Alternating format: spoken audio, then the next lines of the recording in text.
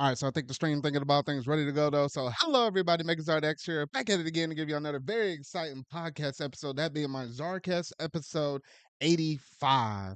Now y'all might be looking here on the screen like where the heck is Steven? I honestly don't know even myself though. I mean, I don't know if the dude had a long day or what though, but he may possibly pop up in the call a little bit later on though. So we'll see how this thing goes though. But overall, I had a pretty solid week, and it's always something going back to work on the first Monday, first business day of the week and stuff though. So I would say this past week it's been a very long week. But in terms of topics for us to kind of go through and talk about and discuss tonight, not a lot of crazy stuff that's happened, at least within the gaming sphere in terms of news though, but just enough to where we can kind of keep things a little bit interesting and kind of keep the ball here going though. But for all y'all Disney fans out there, obviously Disney had their D23 conference fan event, whatever though. I hate the fact that they don't necessarily live stream the stuff. Like they have all the capability and the money to do so. I don't understand why they don't, but I guess they're just like making money off the ticket sales though. But they managed to announce quite a bit of stuff in terms like Disney movies, Pixar, Marvel, Star Wars, the whole kit and caboodle. So we're going to go ahead and talk through all of that stuff though. And then here lately, I did manage to sit down and actually watch Deadpool and Wolverine literally last night on Saturday night. So now that I watched it, I got to give my thoughts though. But it's gonna be funny if we get to that segment of the show and Steven still doesn't pop up in here though. I'm gonna be like, man, I held out and I was waiting at least for me to be able to talk about the show. And then now when I'm ready, then he ain't ready. So I don't know, give and take as you will though. And then in terms of actual gaming news stuff as well though, it's gonna be a heavy numbers emphasis kind of show. Like obviously we have some fiscal reports for both Sony with the PS5 along with Nintendo Switch and its numbers and stuff. So we got to talk about some good amount of numbers on both sides though, and then a couple other topics that I'll discuss about along the way here and there though. So yeah, that's gonna basically do it in terms of all the major topics though. So we might as well go ahead and jump up in it though. So without any further ado, let's go ahead and jump straight up into that pop culture segment.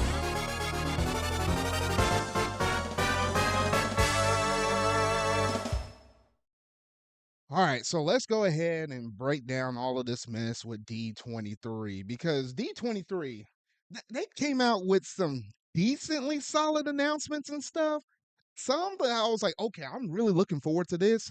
And then there were some other moments where I was like, we're really gonna do a sequel to that movie? Like some people love originals, other people don't necessarily do. So I'm like, well, I don't know though. But people vote with their wallet and stuff though. So let's go ahead and we'll break it down bit by bit. Now I'm not gonna talk about every single thing, but I'm gonna talk about at least some of the things that I personally held kind of close to my heart or things I'm going to kind of keep my eye out on in terms of some of their announcements though. So let's start off with some of I'll say the Marvel stuff for later though, because that's the stuff I really like though. But one thing I did manage to see was they said that Lilo and Stitch, basically the live action version, which Disney for all sakes and purposes, they've been really attached to basically their live action stuff.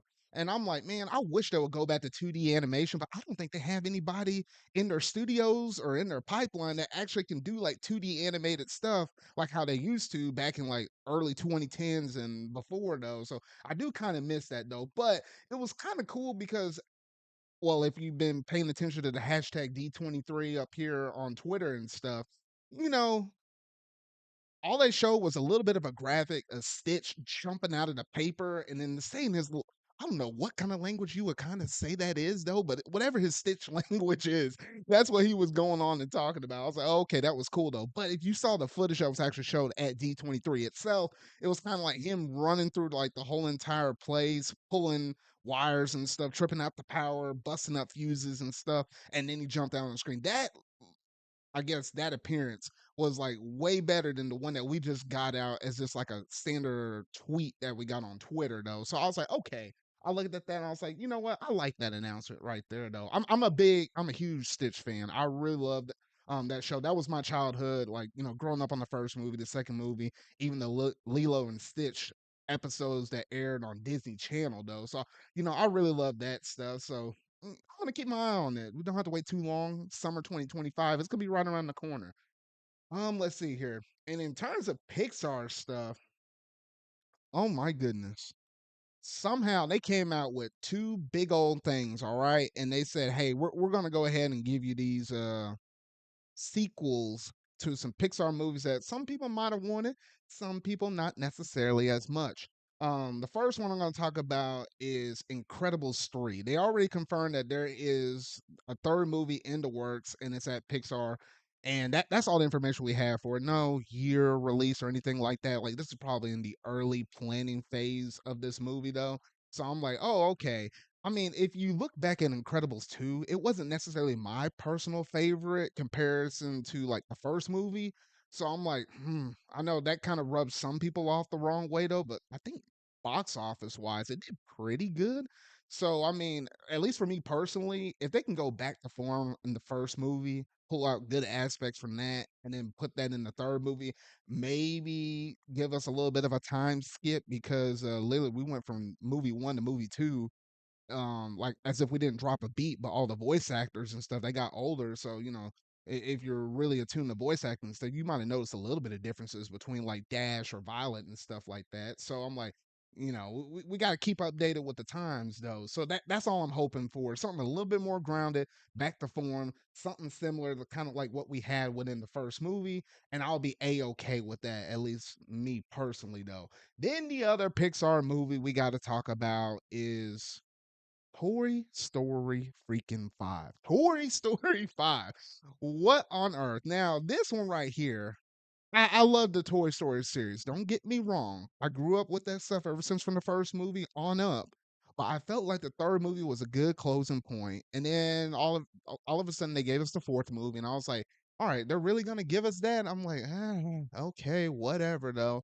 And then turn around and give us the fifth movie now. And it's like, come on. It's like you set those movies up with natural good conclusions from the third movie, then they did the fourth, and now we're onward to a fifth. And it's like, are they ever gonna let Woody and Buzz kind of like sit off in the sunset? I mean, I love those characters. Don't get me wrong though, but I felt like they kind of had to run. I mean, you can keep doing Toy Story. I ain't saying nothing about it in terms of that, but you can introduce new toys and stuff like we've seen in Toy Story 4 and what will be in Toy Story 5. You can introduce new characters and let them hold the mantle and move forward though, but I don't know, I guess it's just hard for them to really let go of them. And I feel like Pixar's gonna keep running this series in the into the ground, at least with Woody and Buzz and stuff, until something happens with their voice actors where they say we're just not gonna do this no more. I feel like that's kind of where we at with Toy Story though. So it is a little bit unfortunate though, but I'm like, I guess it is what it is though. But that's all I'll say on that, and that's still kind of early in the works as well. Now, I think one thing that kind of caught me by surprise in terms of like Disney movies and stuff was like Tron. They did confirm that a new Tron movie is also in the works as well, which if you watch any of the first two Tron movies, they're really good, really solid works right there. So I was like, hey, you know what? You got me right here. As long as we got a good solid plot and they managed to deliver out on that movie, hey, I'm okay with it. I'm all down for that mess though. So I really want to see exactly what they have cooking in the back of their minds in terms of a Tron movie and stuff though. So really nice stuff. I really like that. And then outside of that, those were probably some of the most standout things that we got within Disney or Pixar that I personally really like. Obviously, I know that they got some stuff cooking with Snow White. Like they're doing a live action form on Snow White. Apparently, I was talking to some of my friends. They said that's been a thing for forever, and I'm like, since when? I was like, I didn't even knew that was even a thing though. And then I feel like I'm missing something else as well, but I mean, they announced so much stuff between this, and it's kind of unfortunate I didn't have Steven here though, because I know that they did like a whole entire D23 presentation thing within Fortnite. Like that's like some metaverse related kind of mess where they basically talked about like the new season of Fortnite is gonna have like a bunch of Marvel collaborations and stuff with Fortnite. So it's unfortunate that he wasn't here though, but I just figured I'll just go ahead and mention that though. And then obviously they talked about some of their Disney Plus related shows. Like I really like Percy Jackson. that series on Disney Plus, and they did confirm that that's going to have a season 2. So that's really cool though. And that's probably the most just I want to talk about in terms of like just Disney Pixar related stuff. Obviously, this showcase goes on way deeper than that. Like you can get down into the theme parks and stuff. Like I even heard in terms of like theme parks, like they're adding some cool Marvel related stuff within keep want to say Disney World, but Disneyland over there in California, like they have like a whole adventure section over there. My thing is Disney, like what the freak? Why do we not have any kind of Marvel related stuff within the theme parks in Disney World? Like any of them, Magic Kingdom, Epcot, Animal Kingdom, like Disney MGM Studios. Like I don't understand this. Like why do we not have anything Marvel related? We had stuff with Star Wars as well and stuff like that, but come on, like you gotta toss us a bone. I don't know if it's something with the rights. I don't know if it's something with the rights with Universal. Like I know they have like Spider-Man. I know there's something with Incredible Hulk over there in Universal, but I don't know about some of the other attractions that they have available over there. But maybe that's some of the reasons why that we don't have anything Marvel, huge emphasis on Marvel stuff within the Disney World parks though. But that definitely needs to change though. So yeah, they talked about a few things like that here and there though. And then also then you had the some of the Marvel related stuff that they were going through and talking about, which I think they pulled or they swung most of their punches about a few weeks ago whenever we were talking about one of my previous episodes with oh gosh, I don't know why the name is blanking from my head though. Comic Con. There we go. So Comic Con, they talked about all that stuff. We already know that Robert Downey Jr. is going to be coming back to the MCU, but not necessarily as Iron Man, but it will be as Doctor Doom and stuff.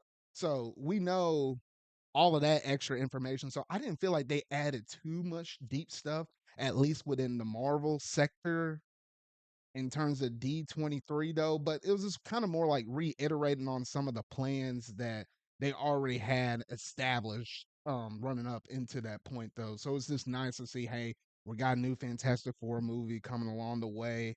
We know that we got Captain America Brave New World. That's gonna start off the year strong though. So, Marvel wise, I feel like we're definitely turning around the corner, at least personally, given the fact that some of the recent movies we managed to get with Deadpool and Wolverine though. But I think outside of some of those thoughts right there, that's all my thoughts I have to say on D23. But I know there's a lot of Disney fans out there though.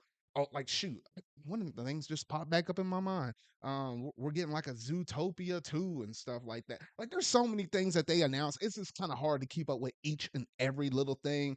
Like if you love it, you love it. If you don't, you necessarily don't. Oh my gosh! And why in the world they're making another Frozen movie is beyond me. I guess it's just to make money and stuff though. But like, oh, good night. I ain't a big fan of Frozen. Like it's been a while since we had a good princess Disney movie. I feel like the last one was like Princess and the Frog for me personally. But outside of that, I digress. That's all I wanted to talk about, at least with D23. But y'all gotta let me know in the comments or in the live chat, like if there was any cool Disney related announcements that you managed to see within this past weekend. Let me know what you're excited for in terms of seeing and whether it be like, you know, Disney World park attractions and stuff, or whether it be the Disney Plus shows or the movies or anything else in between, just kind of let me know. But that's all it is, or that's all I'm going to talk about now for the D23 stuff. So let's go ahead and keep this train on rolling though, because we move from one Disney thing to another Disney thing. And yes, I'm referring to Marvel with Deadpool and Wolverine. I finally managed to see this movie. I know the movie technically came out a couple of weekends ago. This is technically weekend 3 for this movie, but I wasn't necessarily in a big rush to kind of go through and watch this movie just due to the fact that this is the one and only Marvel movie we're getting in terms of the MCU this year. Like this is the one and done for them. I mean, yes, I know we got a couple of Disney Plus shows. Like what we started the year off with Echo. Around September, we're gonna have Agatha all along. But in terms of this movies, this is our only one. So I was like, I have all the time in the world to sit down and watch this movie though. And I was kind of waiting to actually watch this with my cousin. So I was just waiting for both of our schedules to align. They finally managed to last night. But this movie right here, and before I get into any other further thoughts, I will not be talking about spoilers. It's just going to be, just my general overall synopsis of kind of how I felt about the movie. So just, just kind of letting you know ahead of time though. But overall, I'm not necessarily the biggest Deadpool fan going into this movie, but I do love myself some Wolverine. Like I know it's been a while since I've seen some of the past like X-Men movies and stuff, but like the most recent thing I saw was Logan, which I really didn't like that though. But it was unfortunate to see, how his character kind of sunsetted on that one Fox movie. But surprisingly, I was kind of skeptical whether or not I was really going to open up the Deadpool because I knew I was going to like Wolverine based upon his other previous acts though. But I never watched the first Deadpool 1 and Deadpool 2. But I can see why a lot of people actually like his character. Now, is he a little bit over the top? Yes. But it somehow just kind of vibes and it somehow kind of works though. The comedy in this movie was all over the place. Like there was always extreme highs and there were some lows, but I felt like, you know, depending on what kind of comedy you like, at least when I was there watching it in the theater with my cousin, somebody was laughing like at least every 5, 7, 8 minutes or something like that, just because something that was coming out of Deadpool's mouth.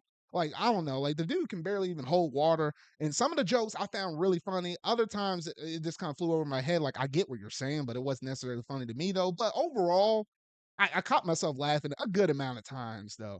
But one thing I wanted to emphasize on, and I won't go into super heavy details on it though, is when you're sitting and watching a movie and they're giving like you those pre-credits, like not the credits at the end of the movie, the stuff that happens at the very beginning of the movie, they were going through and doing that. And say for the most part, with most movies in general, those whatever scene that happens to be playing early on, it usually isn't the most exciting thing. It's usually bland, something with a sunset, somebody driving in a car somewhere, someone just kind of walking around, just doing some average, basic daily stuff that you would see in your everyday life, like something that you wouldn't necessarily see all the time in a movie or something like that. However, the way how they choreograph that one particular fight scene at the very beginning, and that's all I would say with one amazing track. I won't even say what the track is, but if you watch the movie, oh my gosh, like that is a return to form to I would say like some of the mid to early 2000s movies and prior to that where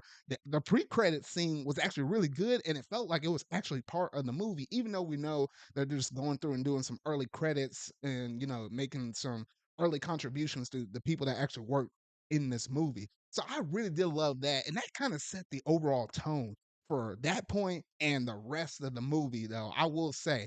And even looking at all the trailers that we got for Deadpool and Wolverine leading up to this, I liked how they didn't even show the face of the main antagonist in the movie, though. I like how they kind of held those cards close to their chest because I could tell. I was like, wait, they're hiding some stuff from us. So we were going to learn about some stuff for the first time in the movie, like how you should do in most movies. So I really did like and appreciate that. Like it did have a surprise factor though. But that's all the stuff with Deadpool.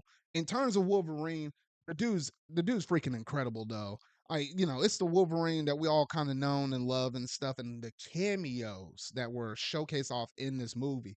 Man, if you went through and watched a whole bunch of those Fox movies from like all the way from that first X-Men all the way up to Logan and stuff, and then even a couple of other fantastic movies, I'll say that and leave it at that and along with like a few other ones I won't say though, but like there are some old movies. We're talking about 20+ year old movies. The more you know, the more you're gonna get out of it. But even if you don't, I feel like if I feel like the bare minimum that you need to know going into this movie is as long as you know about the Loki Disney Plus series, if you watched the last movie of Logan, and if you saw at least one of two or some, or in my case, not any of the Deadpool movies, but at least you know the character himself. I say that's like the bare minimum that you needed to go into this movie, and you're gonna get a kick out of it. Anything else that you know beyond that is like the cherry on the top in terms of this movie right here. Because overall, I say it was a beloved film from beginning to end. Like all the jokes, all of the remarks, the cameos, and everything else they kind of did throughout the movie. Man, it's just a chef's kiss. And I was like, man, I like how they kind of clown on Fox and stuff and all of the fourth wall breaking, like the fourth wall breaking stuff was really funny. Like the way how they just kind of turn and look at the camera and stuff. Like, man, I like how self-aware they are, at least within this one movie. And then, they made some other jokes and stuff with some other MCU movies and clown on some other heroes and stuff. But overall, it gave me a really good vibe. And I feel like, especially with this movie moving forward, though, I feel like this is definitely gonna be the turning point, at least for Marvel. Because say what you will about Marvel Phase 4, I mean, yeah, that was pretty shaky. You had some highs in that phase, such as like Doctor Strange. I like that movie. Spider-Man No Way Home, Shang-Chi and the Legend of Ten Rings. I really love those stuff. But then you had some Disney Plus shows or and slash or movies like Eternals or She-Hulk, stuff that was kind of bottom of the barrel that I just really did not like. So I was like, yeah, phase four overall was just really shaky, but I think we're turning around this corner within phase five and with all the announcements and stuff that we have in terms of like the setup of where we're heading to now.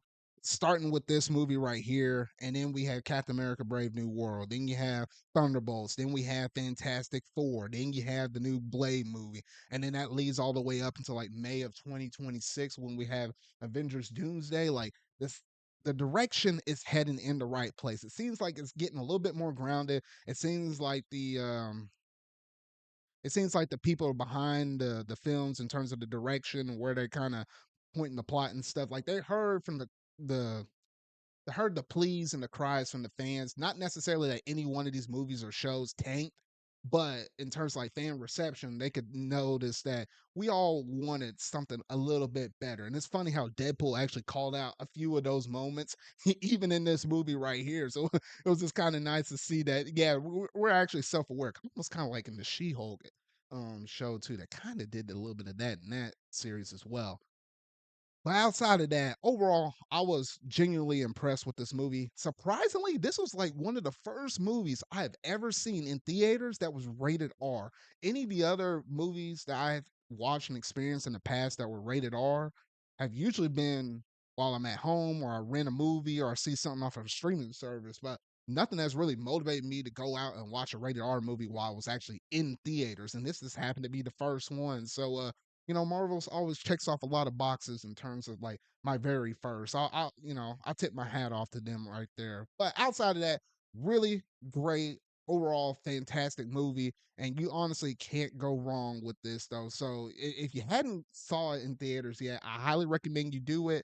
Especially if you know a lot about some older Fox movies, like you're really gonna get a kick out of this though. But yeah, the chemistry between Deadpool Wolverine, it was just perfect. It was sublime. I loved every aspect of it. And honestly, I could keep snowballing and beating around the bush like this, though, but there's only so much I could say before I actually talk about spoilers and some of the lines they actually use. And oh my gosh, the music selection during some of the scenes, whether it be fight scenes or, the rise in action within like a certain plot, like, man, oh my goodness. Like I want some of those remixes like right now, like need to drop that on Spotify. It's probably gonna be a moment until we get some of those remixes though. But if you know, you know, and there's like three of them that pop into my mind that are just really great in terms of every time they play that track though.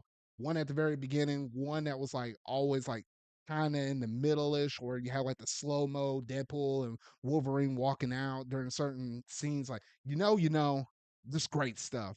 Okay, all right. Outside of that, that's all I'm gonna say about Deadpool and Wolverine. Great movie. If you hadn't seen it, make sure you do it.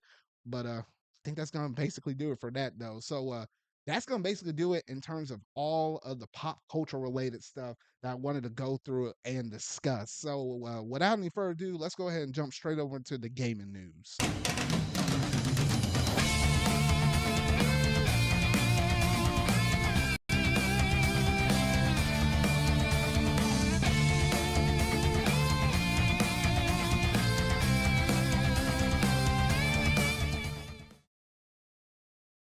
All right, so now we got to talk about some PlayStation as well as some Nintendo Switch related news. So we'll go ahead and talk about the PlayStation stuff first and then roll it way over to the Nintendo stuff afterwards. So there was an announcement that Sony's actually releasing a brand new limited edition controller, and it's actually one that's themed around Astro Bot. And Astro Bot, that game is coming out here fairly soon, really. Like literally like what, a few weeks away. It's like at the very beginning of September is when they're actually going to drop and release this controller though, along with the game. And I was like, man, I was looking at this controller and I was like, I don't necessarily need it, but man, it's something about that color scheme, like the blue and the white, and then you got like some of the other details up on there where it's like you can tell it kind of looks like robotish, like it has like some of the fish. I don't know if you would call it like a fisher, but like like the cracks and stuff that you would have like on a robot or whatever. Had some little fine details up on there though, and then also like some of the triangle, square, circle buttons, all of that is just in that light blue color. Like it has my Zard colors up on there. Like I already have three PS5 controllers. Like I have the regular, well, I have the regular white one that everybody and their mama gets, and then I have the Spider-Man 2 limited edition one, and the I don't know what's the exact term that PlayStation calls it. Starlight Blue. It's basically like the light blue controller. Like I also had the faceplate covers for that one as well. But those are the three controllers I have, and it's not necessarily like I needed a fourth one. But I mean, if there were a game in the future that I wanted to have four people sit down on my PlayStation and play it at the same time, this could be that one controller. So, oh, goodness, impulse buy kind of got me.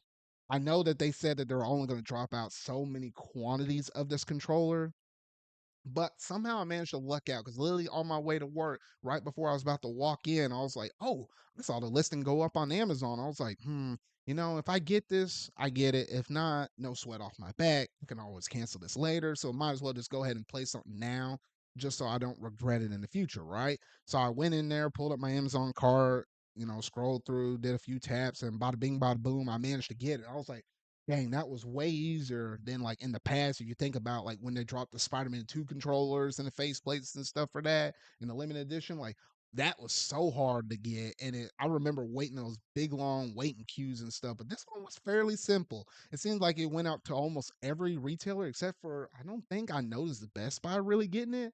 I saw Amazon, Target, I think even Walmart, and then obviously PlayStation Direct Store itself was selling them. But yeah, so I managed to get one on pre-order. If the mood strikes me right, I might cancel it. But as it stands now, I do have one reserved. So we'll see if I manage to kind of keep my head in the game and um, you know, think I might consider keeping this because it looks so cool. It looks so funky. I do like Astrobot as a character in terms of like, PlayStation. Like that really honestly needs to be their mascot going forward. Like you can see Astrobot kind of sitting right next to Mario. Like that could basically do it though. I feel like that's what one thing that Sony's really missing in terms of like brand identity is like that one go-to character that everybody can recognize that it's good for kids as well as all the way up to adults. I mean, Nintendo has that character with Mario. I feel like Astrobot could definitely be that character for Sony, though. So I'm really curious to see how well this game is going to sell. And this is one of those games I am going to pick up on day one because I'm really looking forward to this one, though. And honestly, some really great stuff. So it'd be nice to, play with that brand new controller and stuff. Hopefully, it doesn't get really dirty because it is like predominantly all white while I'm playing Astrobot, though. So honestly, some really good stuff right there.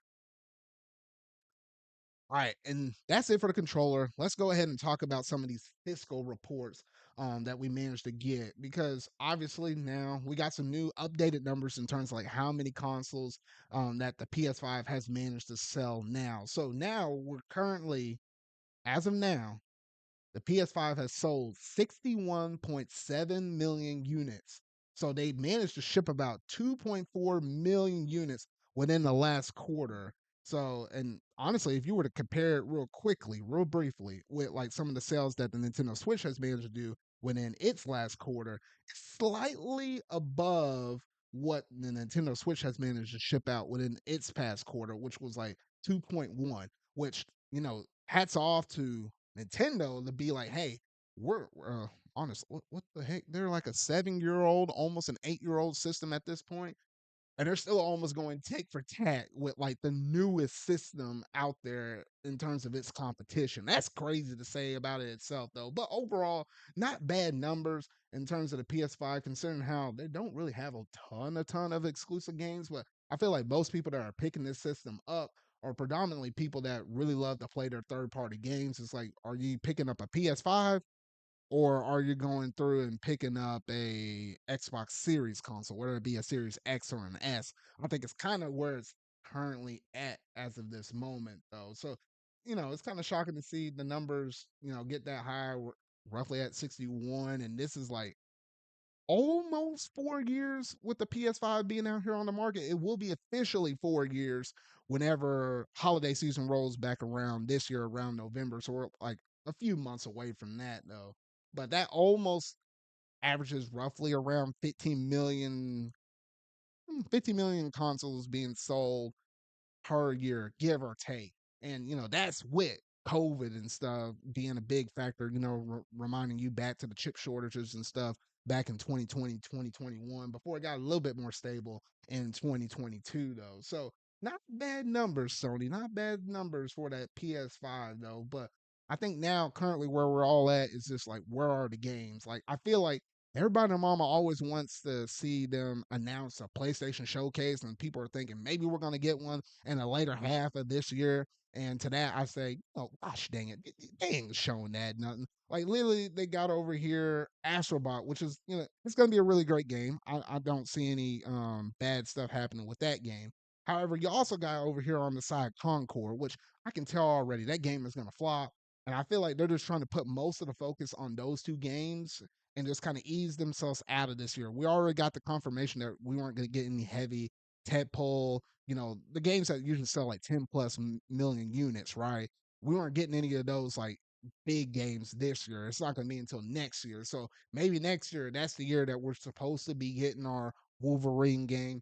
Crossing my fingers, maybe a Ghost of Tsushima and stuff like. I'm really waiting for some of these more high end, big first party PlayStation games to drop because I feel like it's only a matter of time before we're going to get like a whole slew of games that is going to drop out of the well, as you can say. But that steady stream that's coming out of the faucet, like it's only gonna be a matter of time before we manage to get that for PlayStation. So I'm hoping, hey, that's gonna be here fairly soon though. But that's gonna be it in terms of the PlayStation numbers though. So now let's go ahead and jump on over into some of the Nintendo news because we managed to get a new NSO game that managed to drop out on the servers.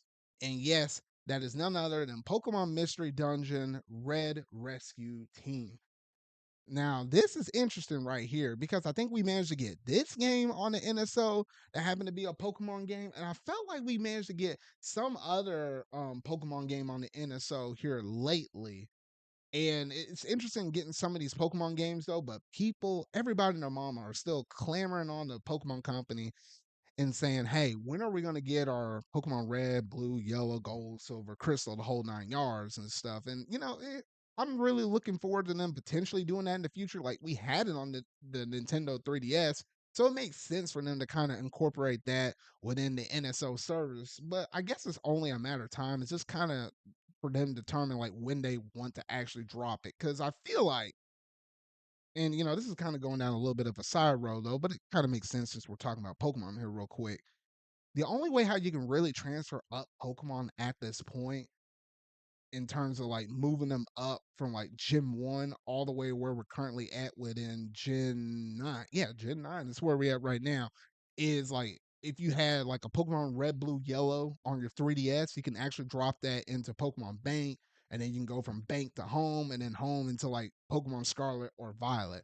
Like it's possible to go from Gen 1 to 9. But if something were to happen and, for some reason they actually closed down the Pokemon Bank servers from the 3DS. Like right now, that's like one of the few active games that support online for the Nintendo 3DS. Like most things are shut down now. But if for some reason that were to go, you'll lose access to transferring up Pokemons from Gen 1, Gen 2, Gen 3, Gen 4, Gen 5, Gen 6, and Gen 7. Everything from Kanto all the way up to Alola. Like we'll just lose access to permanently. Now, luckily, we technically have Brilliant Diamond and Shining Pearl along with Legends Arceus. So Gen 4, for all sex and purposes, is kind of covered as it stands right now. But outside of that, not really though. So it's like feel like they gotta circumvent that and try to find a way to kind of incorporate that within NSO, which maybe that's some of the reasons why it's taken them so long for them to do that. And I guess maybe by that point, maybe they'll include Fire Red, Leaf Green, Emerald, Ruby, and Sapphire. So they'll go all the way up to Gen 3. So technically 1 through 4 will be covered. It'll just be trying to fix the issues with potentially a Gen 5, a Gen 6, and a Gen 7 in the future, though. So honestly, I feel like that's currently where we're at right now, though. So I don't know. So maybe we'll get these Pokemon red, blue, yellow, gold, silver, crystal, maybe ruby, maybe fire red, leaf green, ruby, sapphire, emerald. Maybe we'll get all of those here in the future here soon because we are in the month of August, and this is the month that we typically would normally get a Pokemon Presents, which for everybody out there that might be predicting it, hey, you're gonna get your same mobile updates. You're gonna get your Pokemon Unite, Pokemon Cafe mix and stuff. Um, you might get some things with some updated TCG because we don't have that mobile TCG game out yet that they managed to announce at the last Pokemon Presents in February. Like we still don't have no update on that. That's supposed to come out sometime this year. But most of the mobile games we're gonna get updates on. We'll be lucky to get a trailer on Pokemon Legends ZA, which it's possible that we could get something like that. But if the game is not dropping out in the first half of 2025, then hey, don't even show it off yet. Like just hold off on that mess. Like we don't really need it at least right now. At least that's what I'm kind of personally thinking though. So yeah, they're probably gonna hold off on that. So who's to say what we might possibly get within this month of August? There may very well be a Pokemon Presents, there may not be, but if there happen to be one, we might get some more updates with NSO. You never know. They managed to give us quite a few last time, so fingers crossed right there. But overall, Pokemon Mystery Dungeon Red Rescue Team, it's a game that I hadn't played. Like I played, what was it? I played Pokemon Mystery Dungeon Explorers of Darkness and Sky, so the DS copies. I never got around to playing Red and Blue, and it's interesting how they gave us Pokemon Mystery Dungeon, the Red Rescue Team, considering how we actually had the DX versions, the remakes of Red and Blue already on Nintendo Switch. But I feel like if they ever have plans of doing remake games, they'll usually drop those on the Switch first, and then let some time go by, and then drop it on NSO, whether it be a remake or rematch or whatever, like the shiniest version of that game they'll drop first. Kind of like how they did with Super Mario 64. Like that was in the 3D All Stars collection first before then it dropped into the NSO servers for Nintendo 64 online. So I feel like that's the way how they're going to handle it moving from this point in the future, though. But honestly, a really good, solid drop for Game Boy Advance this time. And at least now it's not a game that you have to actually go through and translate. Yes, I'm looking at you, Starfy games. Like, you look great. I just feel like, hey, the localizers should have gone through and localized and translated some of that stuff, though, because people say you don't have to go through and play through those games. Um, without reading much of anything. It's just mostly at the beginning. But the people that say that really, honestly, had not truly played those GBA games because there's dialogue out the wazoo up in that game. I'm just gonna leave it at that though. But yeah, that's all I wanted to personally say on Pokemon Mystery Dungeon right there. All right, now with that out the way, it's time to talk about some numbers for the Nintendo Switch. We talked about the PlayStation stuff already. So let's go ahead and talk about some numbers for the Nintendo Switch because we managed to get a new fiscal quarter done. And I know for some people in particular are also looking at like how many sale or how many copies have games such as Paper Mario and the Thousand Year Door had managed to sell because people have been clamoring Nintendo for years upon years. Hey, we always wanted to go through and get that game either remade, remaster, or whatever though. So we finally managed to figure out if people managed to put their wallet where their mouth is. So before we talk about those small little games, let's go ahead and just talk about, the horses that are in the race for the top 10. So let's just go with these numbers real quick. So starting off with New Super Mario Bros. U Deluxe at spot number 10. It came in at 17.61 million units. Tears of the Kingdom at 20.80. I'll come back around to that one here in a minute. Super Mario Party coming in at 20.84. Pokemon Scarlet and Violet at 25.29 million. At number 6, Sword and Shield coming in at 26.35 million. Super Mario Odyssey coming in at 28.21 million. And then at number 4, we have Breath of the Wild. Can't really be stopped at this point, though. Coming in at 32.05 million. Then you have number 3 with Super Smash Bros. Ultimate at 34.66 million. Then at number 2, crazy how this game dropped at that time, where it just really capitalized on sales during the peak of COVID. But Animal Crossing New Horizons at 45.85 million. And then at number 1, the one that can never get stopped, the one that never can get caught, the one that can bust out the cops in the drag race, going 90 to nothing. Mario Kart 8 Deluxe at 62.90 million copies. And man, oh man, sheesh, that is crazy. And in terms of overall sales that we managed to get for the Nintendo Switch family of systems, that's currently residing at 143.42 million units sold. So great numbers overall, and this spans from all the way from April all the way up into the month of June. So honestly, some really good stuff right there, though. So real quick, before I talk about the actual Switch console numbers, let's go ahead and talk about the big elephant in the room. And yes, I'm referring to Zelda Tears of the Kingdom because that's currently at 20.8 million. And honestly, I felt like from the last fiscal report, it's been kind of stuck at that 20-ish million marker for quite some time. I felt like most of the sales from Tears of the Kingdom has sold within like the first 3 months, and since then, it just kind of stagnated. Now, you know, don't take it the wrong way, selling more than 20 million consoles, 20 million units of software for a game. Shoot, any other developer out there would love to have the numbers that Nintendo's doing with this one game alone. However, it just kind of goes to show and prove that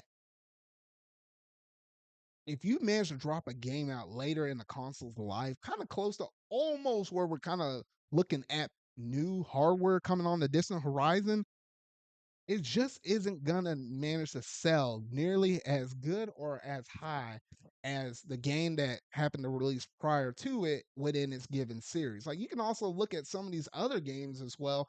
For example, like Pokemon Scarlet and Violet and Pokemon Sword and Shield.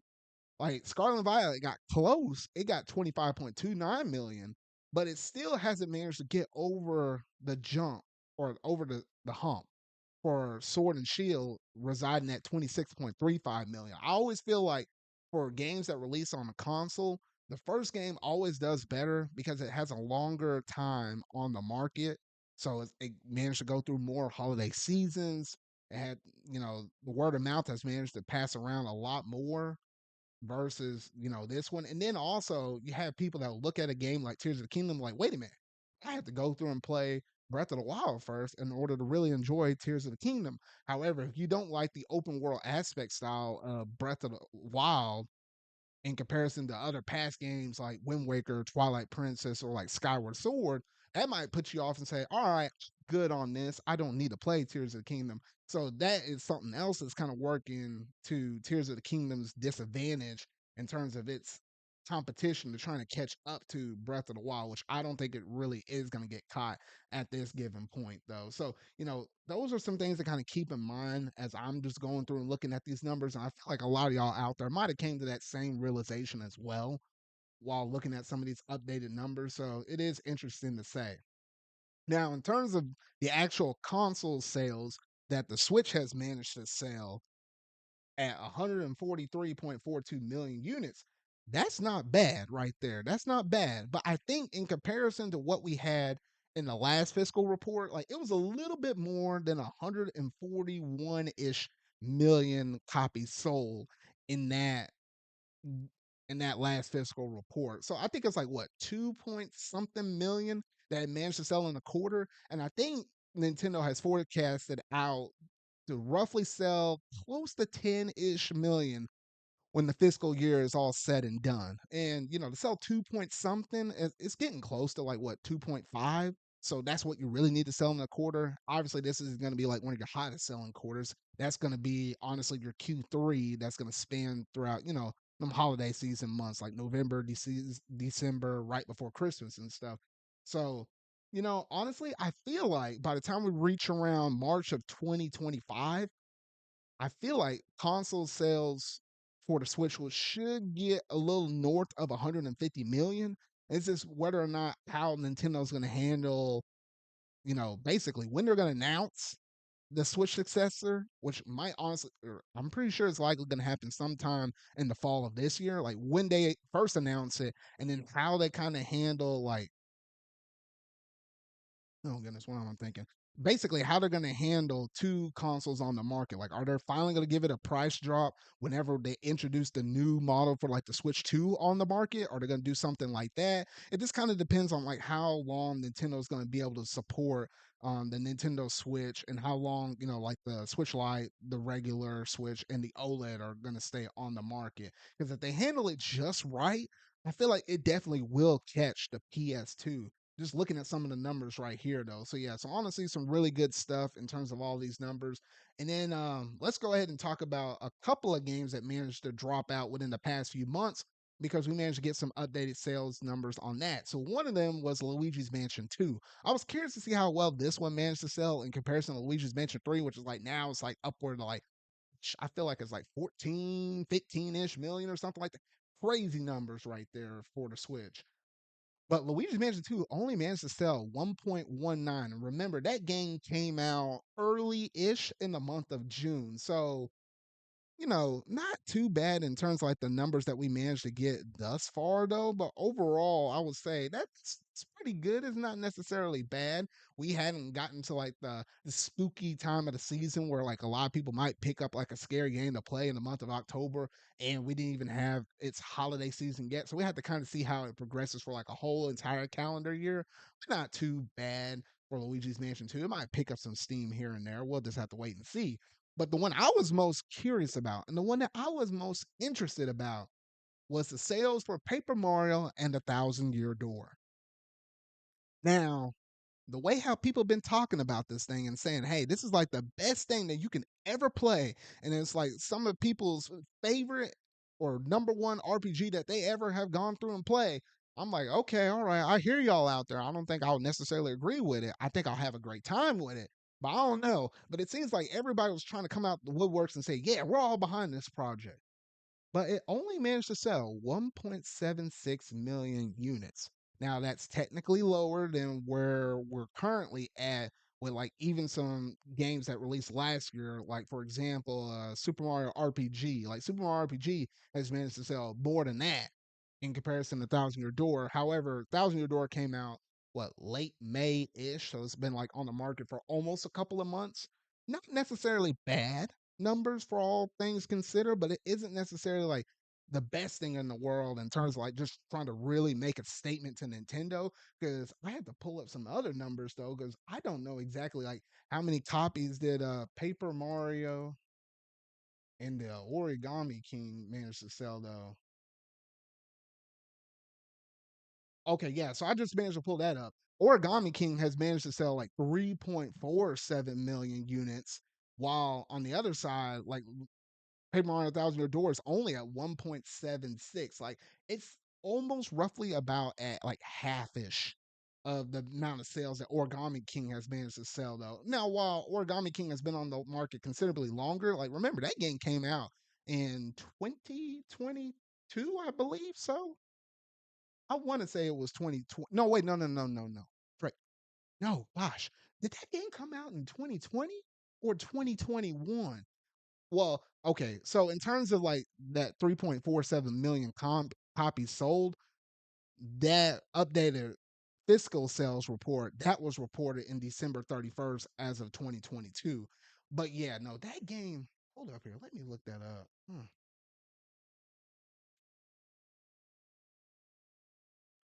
Okay, yeah. So that was back in the COVID year, like July 17, 2020. So yeah, so that game's been out on the market for quite some time. And by the time those numbers were reported on, that's, roughly about almost 2.5 years worth of sales though. So the fact that Thousand Year Door got it in like almost half an amount of sales within like a couple of months is pretty good because most games sell the highest amounts really close to the launch of the system, or not the launch of the system, the launch of the game.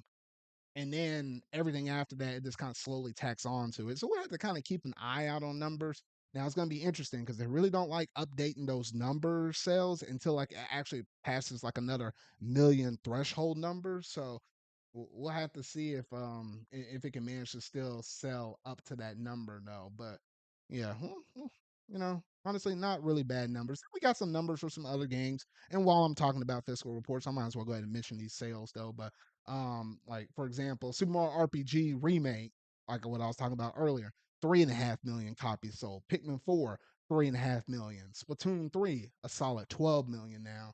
Super Mario Brothers Wonder, 13.5 million. Too bad for that. And Super Mario 3D World plus Bowser's Fury is 13.5 as well. So those are like all of the updated numbers that we managed to get from Nintendo in terms of this latest fiscal report, though. So honestly, not bad considering how we're literally probably on the last full dedicated year that we're getting for the Nintendo Switch before that Nintendo Switch 2 is likely going to be out on the market for next year. It's only a matter of time until they actually give us like a trailer that might be similar or akin to that Switch trailer that, that NX trailer. Yeah, we knew it as the NX at the time that they managed to drop out around October of 2016. So yeah, so it's only a matter of time though. But overall, not too bad in terms of Nintendo's fiscal reports that they managed to go through and update on here though. But you gotta let me know down in the comment section down below. Just let me know. Do you think that the Nintendo Switch is going to be able to sell just enough consoles that it's actually going to be the highest selling console of all time? I really do think it's going to be possible for them to do it. It's just going to be about how they handle the Switch support while also a Switch 2 is going to be on the market. This kind of all depends on how they're going to handle that in terms of game releases and extra support, NSO, all that great stuff though. But yeah, that's honestly going to do it in terms of all of the different gaming news that I had to talk about here. Now, normally I would go into our debate session, and luckily, this week we should have had enough time for me and Steven to go through and do our debate. But unfortunately, he's out. He didn't unfortunately make this one show right here though, so we're gonna hold off on it. It's a good one, mind you. It's a good one. I've been sitting on this mess for like a few weeks because we've been having quite a bit of news here lately though. So fingers crossed we can finally get around to it next time though. But now we're gonna go over and jump over into our next major segment, that being what you've been playing.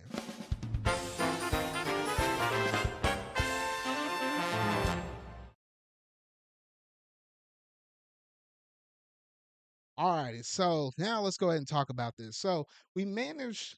I felt like there's been a good amount of games that's been coming out, and at least for me personally, what I've been going through and playing, I've been trying to ready myself up for Famicom Detective Club, MEO, The Smiling Man. Like, that's the game I've been trying to work my way up to. That and the combination of Visions of Mana. Like, those are the two games that I'm really looking forward to that are literally coming out on like the last week of August. Like, I'm trying to pull up my calendar right now. Yeah, I think they come out on August the 29th. So I have about 2 weeks from this Thursday is when all these games are going to start kind of coming out at a regular steady flow. So I've been currently going through and playing Ace Attorney trilogy, like the 4, 5, 6 trilogy. That's what I've been going through and working on. I managed to beat the fourth game. That was way back in January. I beat the fifth game. Gosh, I think it was around like May or June-ish, like early summer.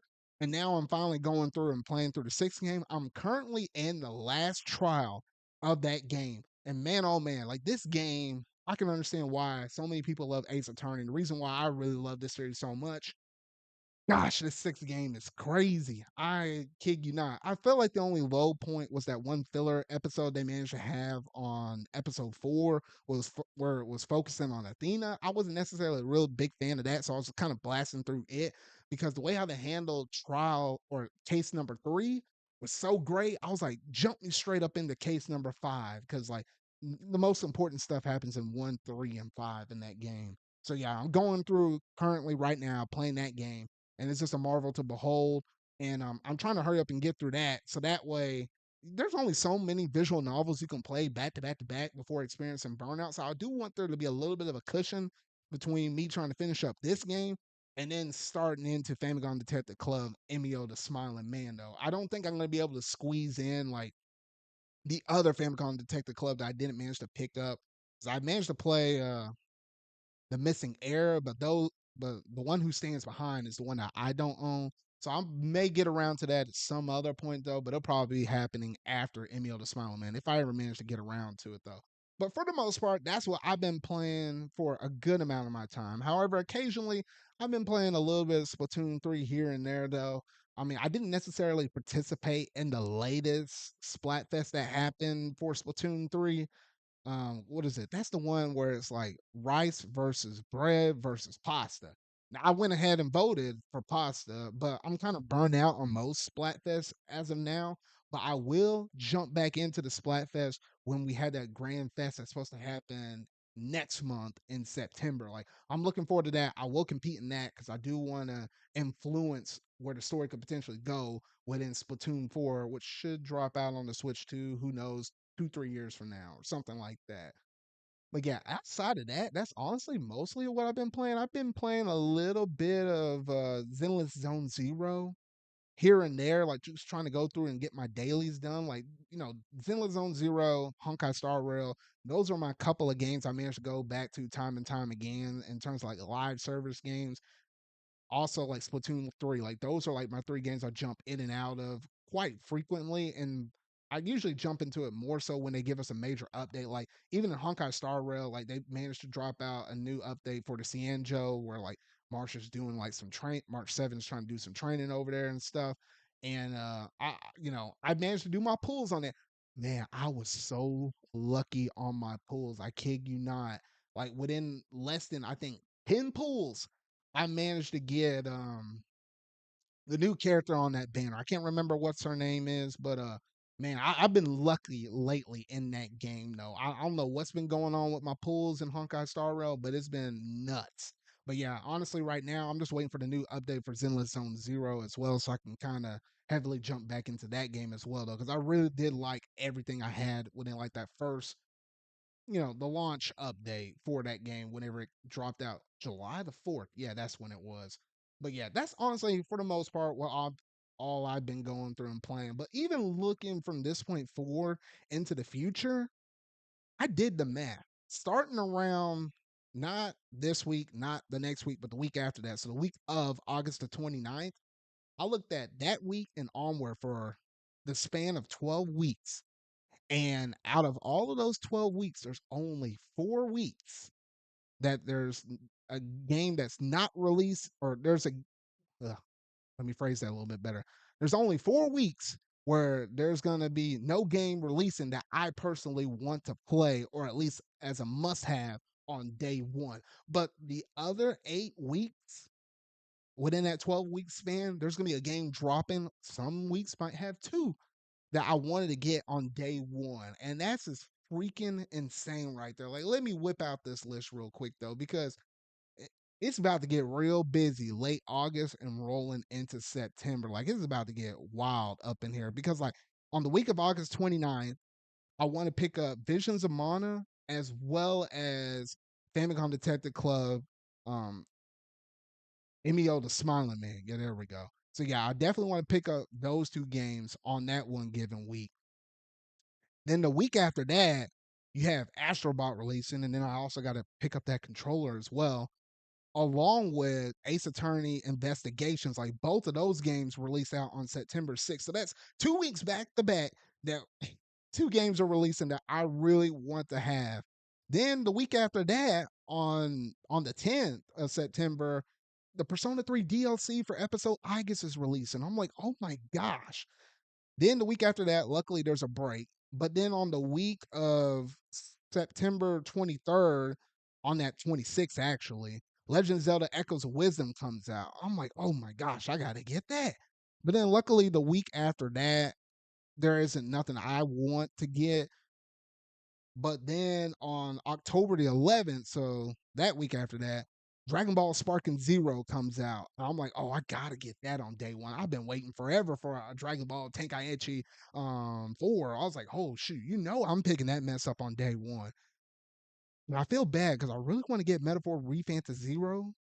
But the budget, I can't bust the budget, so I might have to come back around to that one though. And then the week after that, it's Super Mario Party Jamboree. I'm like, man, this train does not stop. I got to get that game because me and Steven, we're going to probably play in that game online and stuff and just having a good old time. And then there's like Sonic X Shadow Generations, like the week after that. But I might have to hold out on that one, wait until like Black Friday or something like that when that game comes out. I feel bad about that one. I really want to get that one close to launch, but I might have to hold out on that. Then on the week of November 7th, then Mario and Luigi comes out. And I'm like, oh my goodness, like this train does not stop. And then the week after that, literally on the day of my birthday, Dragon Quest 3 HD 2D comes out on November 14th. I was like, okay. I was like, I can just use the birthday funds I'll get to cover that game. That will be no sweat off my back. And then that's where the crazy releases stop.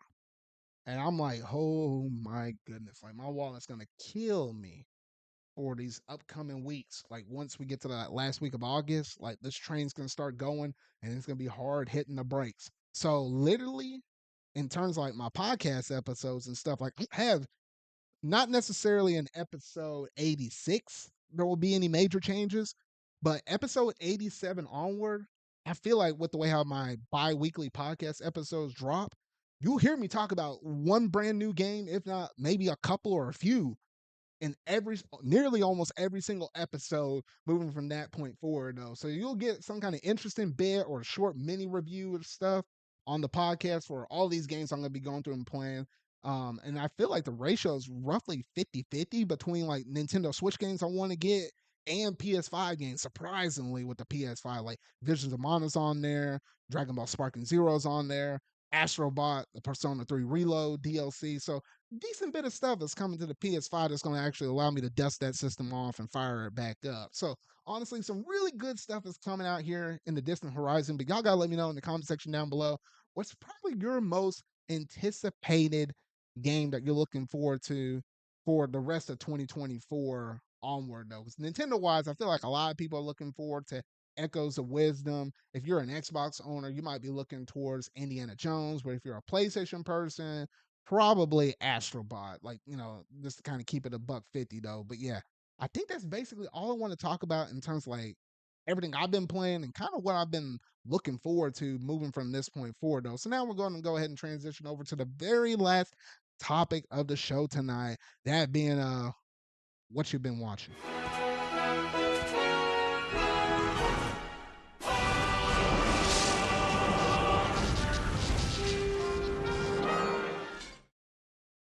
Alrighty, so I talked to y'all last week. It's only a matter of time until I talk about some of the latest anime that I've been going through and watching because, man, oh man, we got a brand new season. There's some new shows out here on the block, and there's some that are honestly I've been enjoying quite the heck out of it though. So let me go ahead and fire up Crunchyroll here real quick. And I'll kind of give y'all a little bit of the lowdown of what I've been watching, at least from a lot of my anime picks though. I do hate how every time I load up or I launch up into Crunchyroll, every time it feels like it has the need or the urge to always log me out. I'm like, come on, I'd be up in this mess watching my anime like literally almost every night. Like I think the way how the shows are releasing this year, like I'm literally watching something like every single day except for Tuesday and Thursday. Tuesday and Thursdays are the days that I don't have anything to watch really. But yeah, I don't know why in the world this thing is not letting me log in.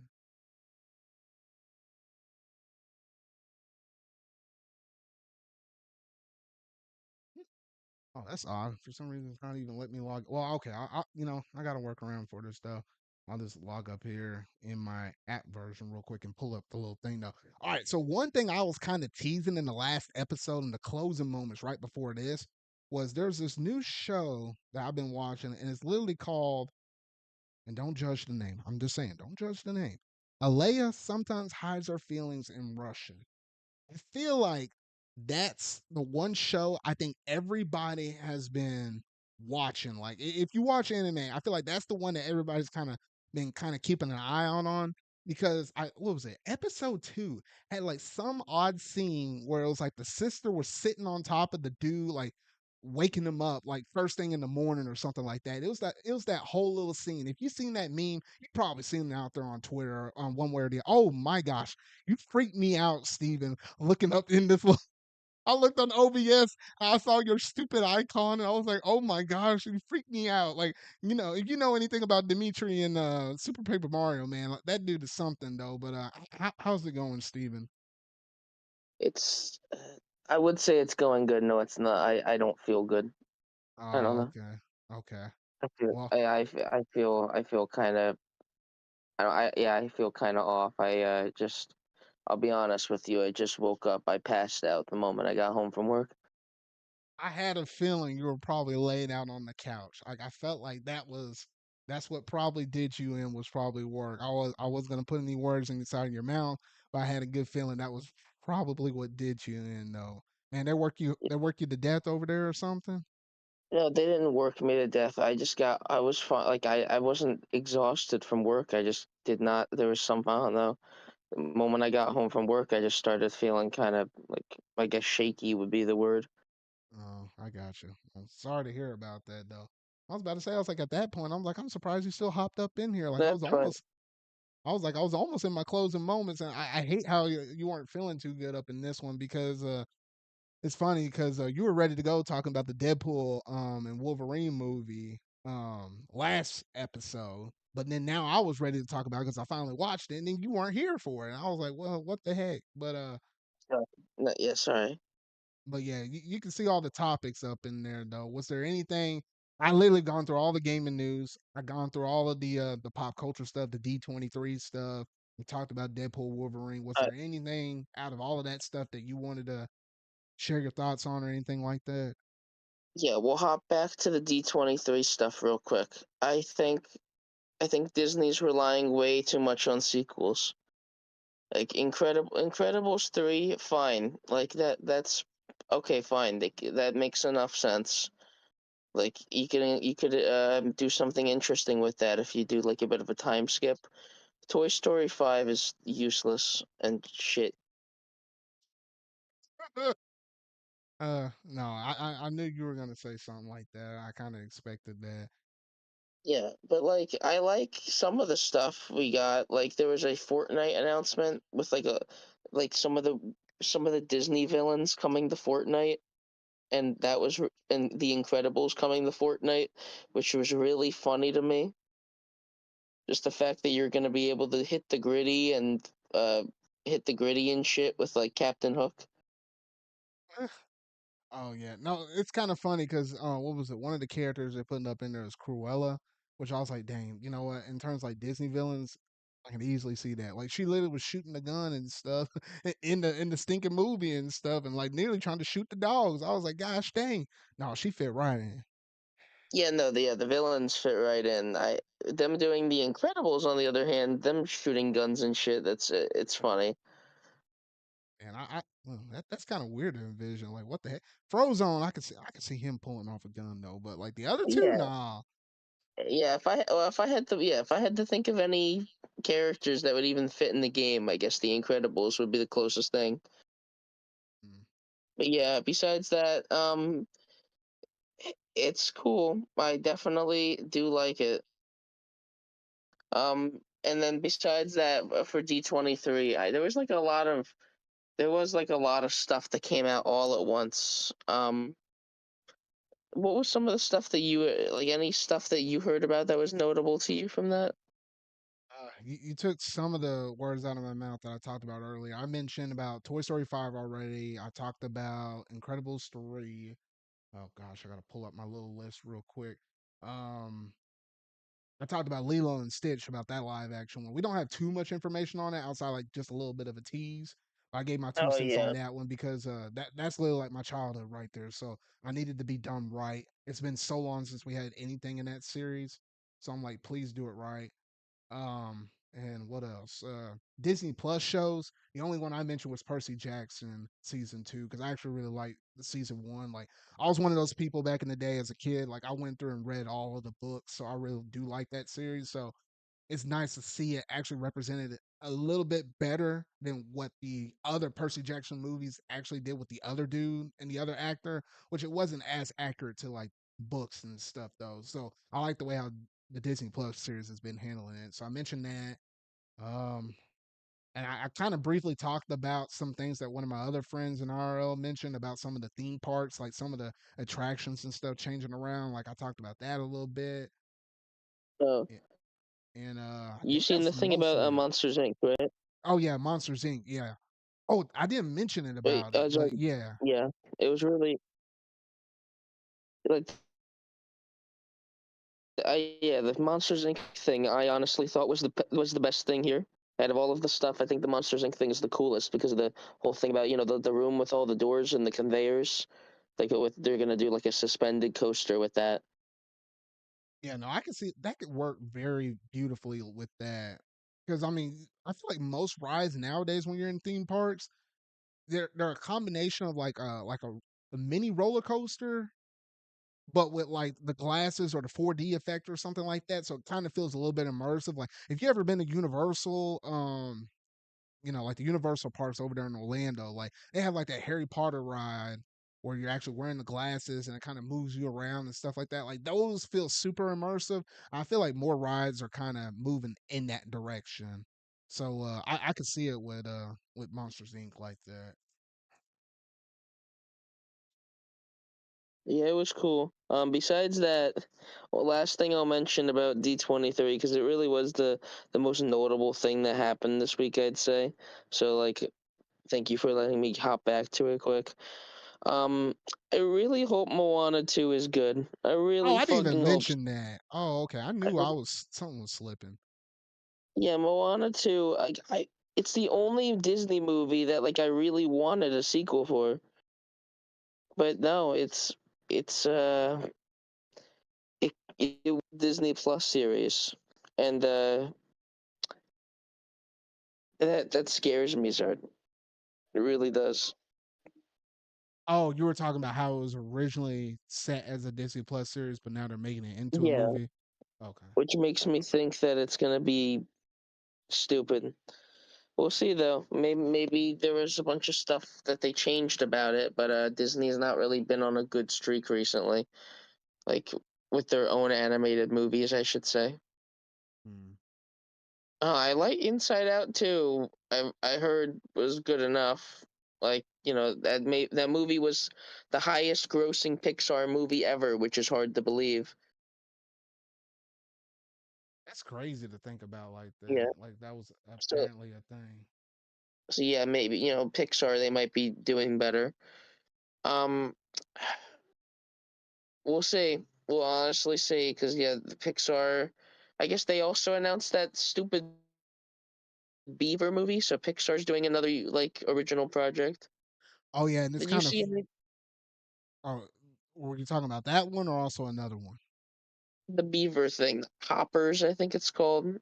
Yeah, I saw that one, and it's kind of funny because people were kind of busting it out on Twitter. They were like saying, in general, like people want more original stuff versus just a whole bunch of sequels, like live action stuff to other things, or just kind of sequels in general. Like they'd rather see more new, innovative stuff. And then it's like they put the statistics next to it, and then it's like it's comparing it right next to like Toy Story 3 and not Toy Story 3, Toy Story 5 and Incredibles 3, and it was like blown out of the water. Like those got like millions of views compared to like the hundreds of thousands that the other ones got. And I was like, bro. I mean, it looks okay. It's movies like those. It's like it's hard for me to motivate myself to go out and see those in theaters until I actually watch it from like the comfort of my home. Now that you have Disney Plus, and if you're willing to patiently wait, like was it 3 to 4 months, roughly about 4 months, then you can watch it on Disney Plus. So that's been a good avenue for me to keep up with like all things Disney. Whereas in the past, before that subscription service was a thing, you just have to kind of roll the dice. And if you think you liked it, you will rent it and let it be it. But now it's like, hey, you can watch whatever you want now as long as you're patient. So no, I have to know if it's gonna be really good or if I can tell from trailers if I'm gonna make my way out of the way to go through and watch like a Pixar movie in theaters. Yeah, because I like Pixar. I always loved Pixar, but going to see their movies in theaters nowadays is just not ideal. Like I didn't even watch what was it? Inside Out Deadpool? 2, which I know I'm gonna like Inside Out 2. I just didn't motivate myself enough to go watch it in theaters, but you better know the second that mess drops on Disney Plus, I'm gonna watch it, set aside a block of time over the weekend and watch it. Yeah, like I feel like, well, I guess maybe it's a shitty mentality to have, but it's already gonna come to Disney Plus in like a month anyways. Oh yeah, because what that movie came out early summer, like early June or something. Yeah, like June 11th or something. Oh yeah, it probably won't drop out some point between September and October is when it's gonna probably drop. But yeah, so not too much longer to wait on that one. But yeah, Yeah, overall, D23 had some interesting announcements. We didn't get a lot of Marvel stuff because the Marvel stuff was mostly announced at Comic Con right before this though. But they just kind of iterated on a couple few things though. But nah, if you're a Star Wars fan or just general Disney, then yeah, this was y'all's time right here. yeah, no, it was cool. Um, I usually D23. I don't really even remember the last time it had anything notable. Well, But yeah, this year I guess they had a lot that they needed to just get out the door. yeah, because I feel like it always comes in waves. It's not like you can always put out an event like this and have like so many good announcements every single time.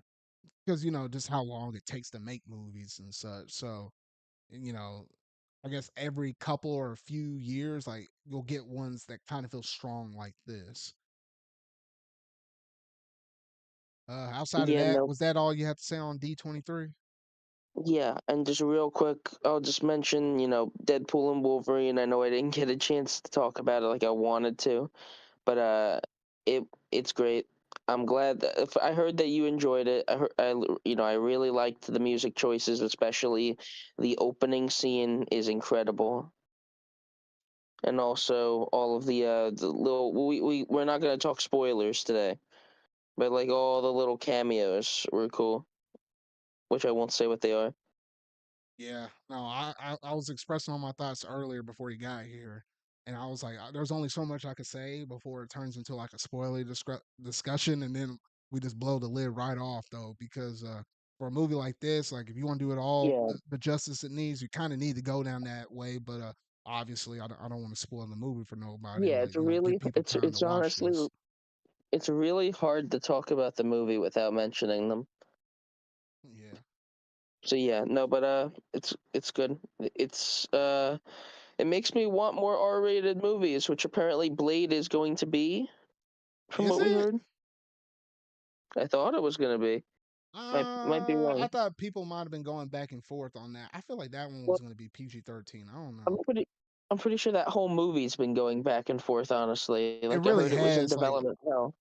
it really has, because I've been hearing things left and right. I don't usually like to keep up with movies like that much, but somehow word of mouth or things I've seen on Twitter has managed to kind of come back to me, and it's still kind of shaky with, I guess, with their leading directors and such. Like I don't know, so it kind of makes you think. It's like, dang, are they really gonna get that movie out and ready by November ish of next year? I don't know. We'll see.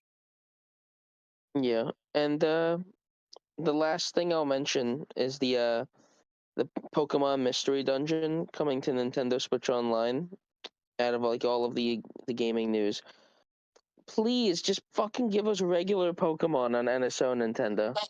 I mentioned that too. I was like, I know It people, everybody and their mamas wanting this mess too. is the easiest thing ever to just slap a ROM of Pokemon Emerald in there and give us like online trading and battling. That would be so nice. I would love that. I say the main reason why we probably didn't get that was probably for the sole sake and I think for it's probably because they want to put some kind of interaction with NSO up in there. I think that's Yeah, some of the reasons why they want to do that. Or it's probably maybe. taking so long. Maybe because obviously Gen 1 and 2 didn't have any of this, but Gen 3 you could actually give out the mystery gifts and the events again. You could do a Deoxys and a Jirachi event again if you want, stuff like that. Oh yeah, and shoot, while we're over here talking, I should have caught this miss while we're talking about the D23 stuff though. But Apollo in the chat, he was just talking about how and there's always people out here that are always like that though, but they don't have access to Disney Plus, but they just happen to see whatever comes out in theaters. So he was just talking about how he saw Inside Out 2 in theaters first day, which kind of jealous on that. I still want to see that movie, but at this point in the game, I'm just gonna wait. And then what was it? I'm trying to summarize all of this because he hit me with so much though. But he said I've been going to see Disney and Pixar films in theaters since since he doesn't have Disney Plus. The next Disney related film that he's going to see is Alien Romulus next weekend since Disney bought Romulus. Fox. Romulus. I Yeah, don't even know what that that movie. is. Well, it's an alien movie, but xenomorphs and all that. That Mm, movie does look interesting. It's got a lot of like practical effects from what I've heard. I seen a trailer while waiting for something else. Yeah, while waiting for Deadpool, it was. I seen a trailer for Alien Romulus. It looked kind of cool. Okay. Oh, and he also answered one of our questions for us. Apparently, he said Blade will be rated R unless something Yeah. weird or something changes. So yeah. So I thought I remember hearing that from somewhere, but yeah, I guess that's another thing that they also kind of wanted to keep like that. Which for Blade, with him being a vampire killer, yeah, it could work. It could work because I guess Yeah. they're gonna want to get really graphic with it. It wouldn't probably be like the words he says. It's probably gonna be like how graphic it would be. Is my guess. Which was Blade. I feel like you need it to be rated R. You know. Yeah. So I guess that would be like movie number two if I see that one in theaters. With it being rated R and stuff. Yeah, no, it's that movie. I'm gonna look it up after this. I know it comes out soon. I just don't know the exact day. That movie I might see because horror movies is something that I actually do feel like you need to be sitting in the theater for the proper experience for. Either that, or if you got like a good home theater, like I Yeah. got one, so I was like, hey, I can watch it here at home. But yeah. Oh yeah, and did you see that announcement with Zootopia 2 as well? Well, did we get any footage or was it just I like that I don't think we one? got any footage. It was just kind of out there like that. Zootopia 2 is fine, I guess. Like I love the first movie. Like I really like Zootopia, the movie. Um I didn't watch that stupid ass that series though. I just had no drive. I think Zootopia was good, but it wasn't good enough for me to Wait, watch Zootopia more. has a Disney Plus series or something? What? Yeah, yes, it's called Zootopia Plus. Okay, I might need to sit down and watch that. Like, every now and then, like I just like stockpile and put a whole bunch of things on my wish list, and then it's like whenever I feel like I'm just watching a whole bunch of crap, then I just play them and let it roll. So it sounds about time I need to do that again. Yeah, no, it I liked it, but I don't know about seeing a second one. Mm. Like, yeah, they definitely set themselves open to do another one with how the first one ends with Nick becoming a cop as well and all that.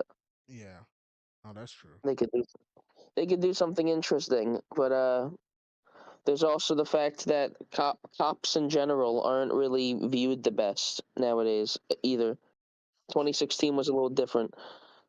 2016 was a whole lot different. So yeah, they might do something completely different. They might not focus on like their jobs. They might just do something off work. I got you. We'll we'll see. We'll see if Disney is willing to step on that. All right, But besides that, was there anything that else yeah, with the Pokemon stuff? I forgot about. Well, well, before just I the Pokemon derail you. stuff. It's literally just me like if they're doing Pokemon Red Rescue Team, which is a game we kind of already have a way to play on Switch, which it's still cool to get the original, but still, come on, give us actual Pokemon. They're obviously like I don't know what other GBA games they can do. They got Wario Land 4, which they still haven't done, but I'd like just more of the best ones, which Pokemon was some of the highlight of the GBA. So Oh yeah, it Mm, definitely is. I feel like it's only a matter of time when, and I think they're just kind of working out those logistics with Pokemon Home because if something were to happen with 3DS stuff, like like how Bank still works with 3DS, yeah. Gen 1 all the way to 7 would be lost in terms of transferring up Pokemon. So I feel like they're kind of thinking in their back mind, like, how are we going to handle all of this stuff? Because, that day is coming eventually. And the only thing Well, that's I'm kind of pretty. safe now would be Gen 4 because you have Brilliant Diamond, Shining Pearl, Yeah, and Legends Arceus. Like between those three games, you're kind of covered. So yeah. it's like, But if well, you, outside of that, all those other gens are kind of lost if something were to happen. yeah, if you're talking about just like getting all of the Pokemon, I'm pretty sure on Switch there's only like a couple Pokemon that you can't get in a game on Switch. But besides that, most of them are available. Yeah, yeah, it's a Um, roundabout beat around point, but it's obviously it's easier and better when you're able to play the actual region they come from because they're guaranteed there versus like okay, I gotta look something up on Cerebi and figure out is this game even or is this does this game allow me to catch this Pokemon to begin with? Like that's actually kind of annoying going through and trying to figure all that out. yeah. And also the feeling of transferring a Pokemon all the way from Gen 3 up until like Gen 9 is a really good one. A really good feeling. Yeah, until something happens with Yeah. the 3DS online, then I, I'll let I it go hope it now. doesn't. It was so easy. All they had to do was make like a way that you could wirelessly transfer from Switch to 3DS. Make it non-server related or something. Just make it so Gen 7 could like connect to Switch. I don't know. Which I guess If you did technically, if you that, were to all would go, be yeah, solved. well, I Because yeah, know, you and I could you guess can you technically, can what was it? Going back to like even looking at like DS games, like from Gen 4 to Gen 5, like good and yeah well, I don't think that they were thinking in the back of their mind, oh, we got to transfer these Pokemon up, so let's put something in the source yeah code that actually oh, allows it to do that. I feel like it's some kind yeah of manipulation that Gen 5 introduced in its games that say, hey, let me communicate with this game that has a serial code number, yada yada yada yada yada, let me send some information like, okay, I'm gonna copy it, literally acting like a computer at that point. I'm gonna cut this from the game and put it onto my thing and delete that old information out of the thing. Like I guess if they were yeah able to do it with DSs back in the day, like you think they would have did found some kind of workaround with one of the Switch games and it doing it to like a 3DS game. But yeah. But I to don't be know. fair, they did have to do this with Gen 6 as well. Remember, Gen 5 to Gen 6 isn't seamless. You need Poke Transporter.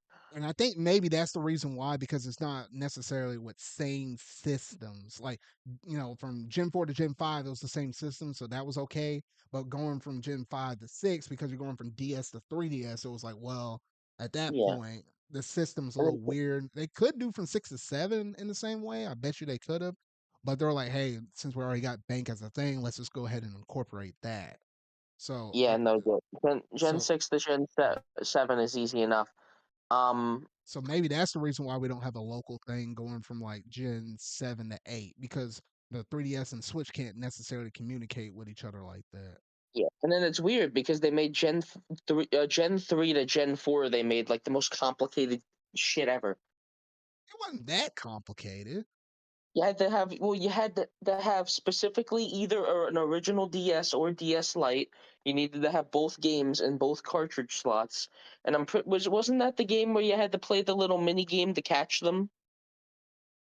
Well, it wasn't like a short mini game, but Power Park is what it was. And yeah, you had Yeah, to go up in there you, and you, find them and catch them.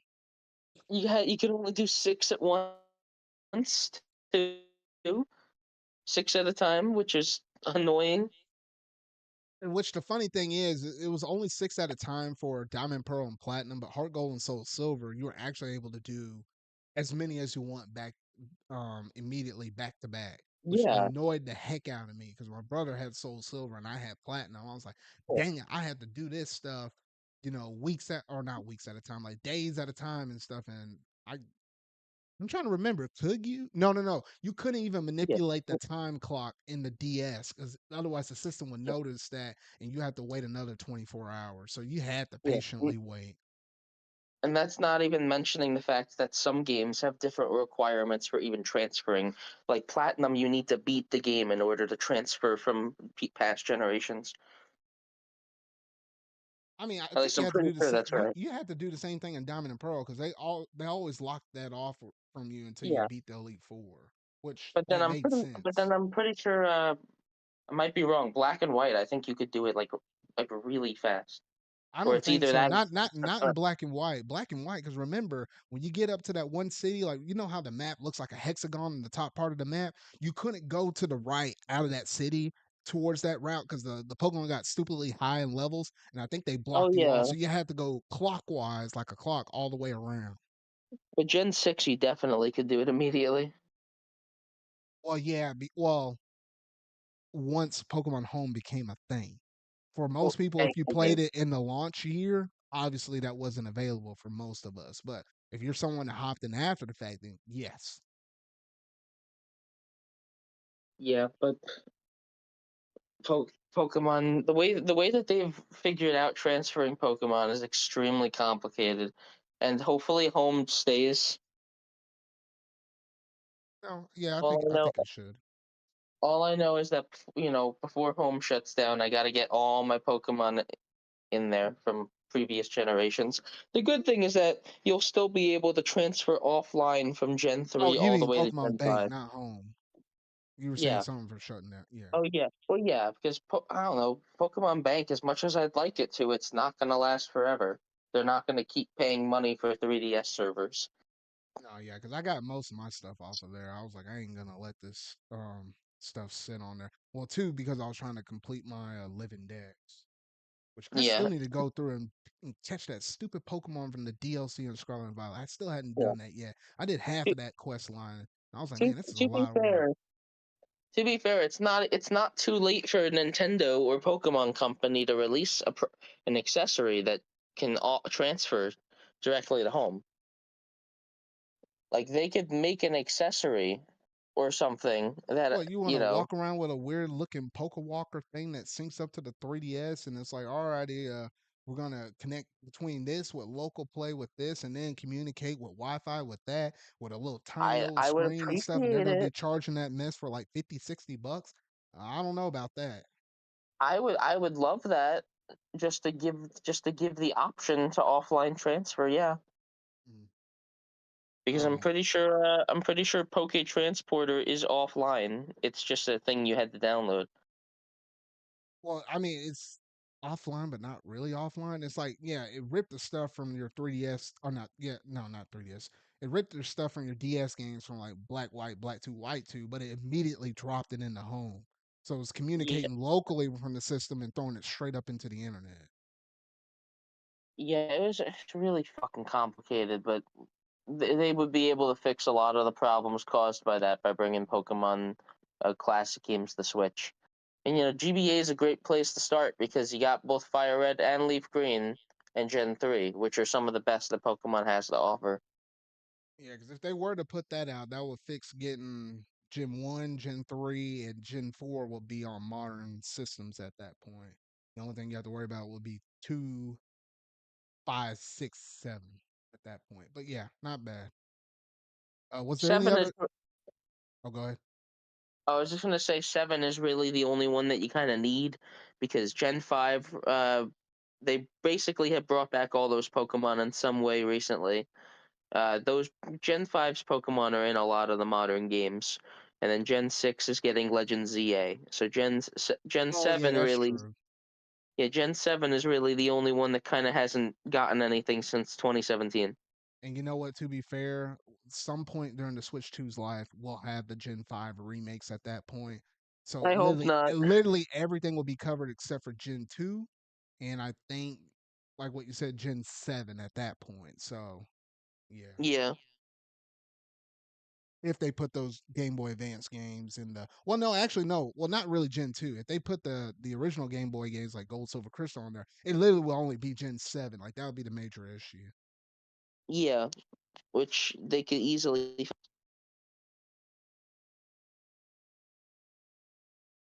Oh wait, ooh, what was that again, Steven? Say that again. No, no, I didn't. I was just saying, like, yeah, they could easily fix that. Okay. All right. Well, outside of that, man, we went down a big long Pokemon tangent though. Was there anything else that I talked about earlier that you wanted to speak on? Uh, let me look again. 'Cause the rest of the stuff was mostly numbers. Like I know you didn't get the Astro Okay. Bot controller, did you?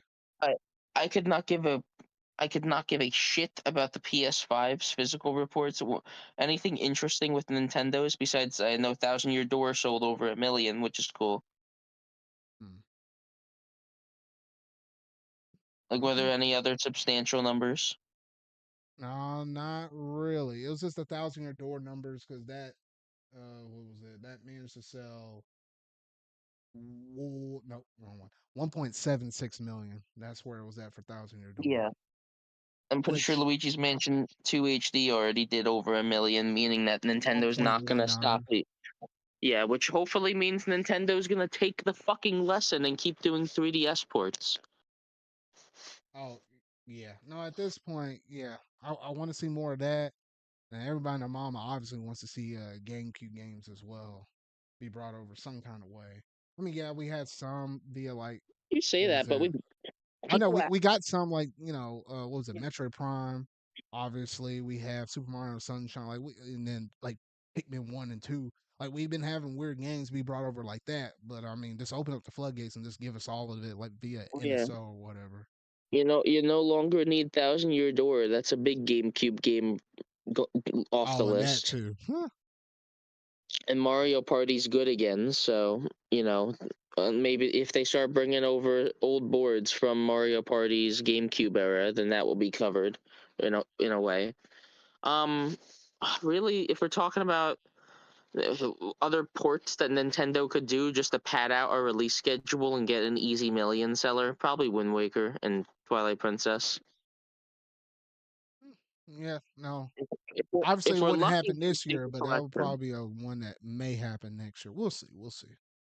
Yeah, no, I mostly just want to play Wind Waker on Switch. Like, it'd be so much more convenient because the bottom screen really didn't help that much on the Wii U anyway. Yeah. So we'll see. It'll be useful. Let's see. All right. So outside of all of that, was there anything else? Nah, not really. Okay. All right. Well, if that was basically it, oh yeah, no, we're running out of time. We don't have time to do the stinking debate though. So we'll go ahead and what games have you been talk or not been talking? What have you been going through and playing here lately?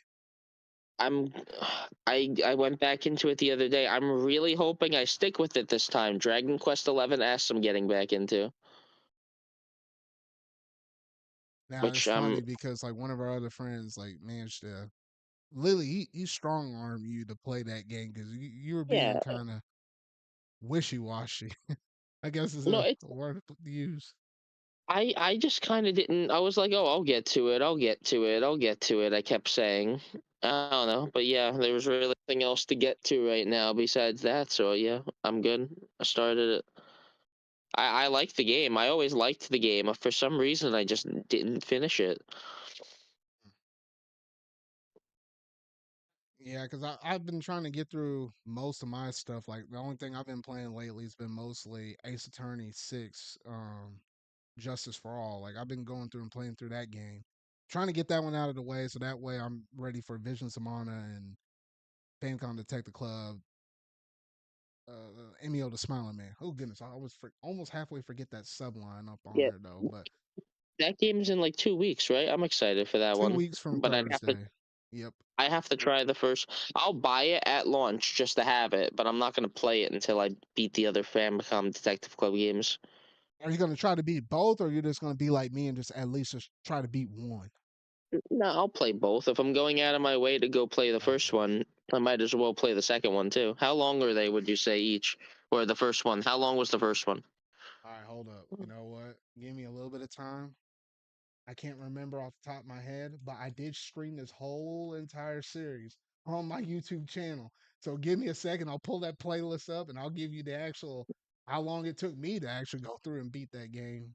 because That's it took a fine, yeah. decent bit. It took a decent bit. Um, if I remember off the top of my head, my gut says at least Mm, 30-ish hours is what I I personally gotcha. want to say. Yeah, because I did like played all these games for about or all these sessions for about almost about an hour. Mm, mm, That kind of fluctuated. I would say anywhere between like an hour and I 15 gotcha. and almost 2 hours. But I had like 9 sessions of that. So 1, 2, 3, 4, 5, 6, 7, 9. Close to 20-ish hours. I would say 20-ish hours. And that's just for one. And I did get stuck on some moments where I had to actually look it up. But yeah, about a 20-hour game for one. So 40 for both. Yeah, no, that's not that long, honestly. And I'm assuming the next one will be the similar length.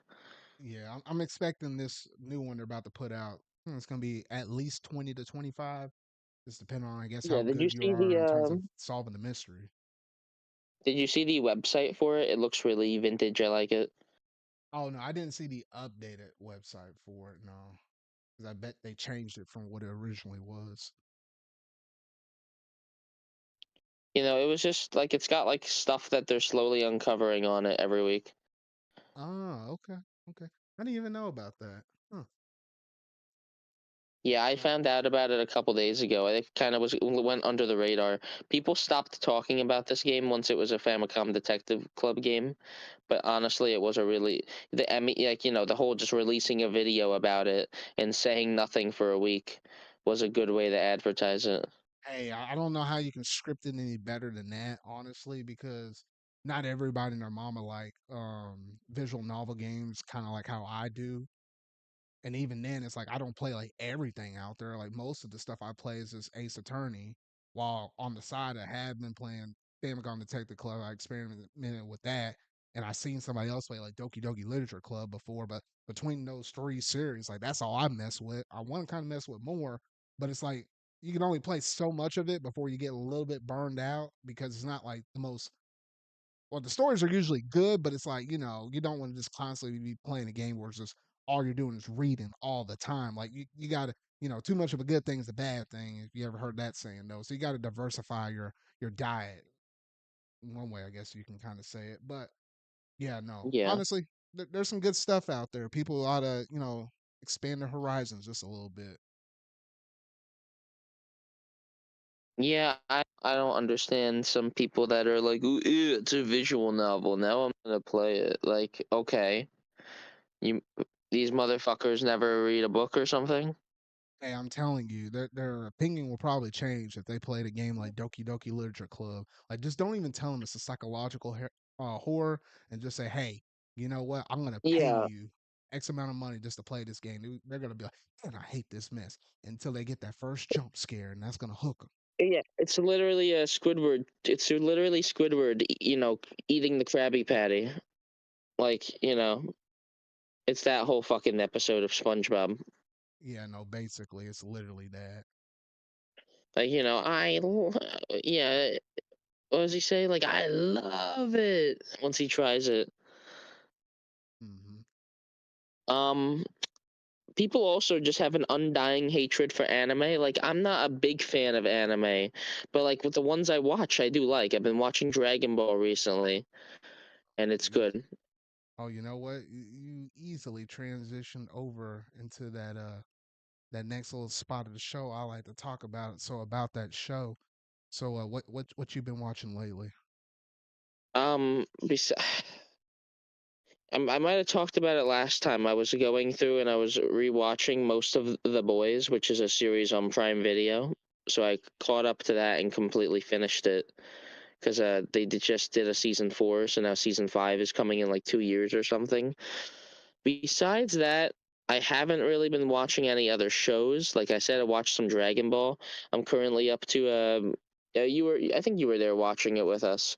I'm up to the part where like Ader, uh, like the muscle tower, like is finished.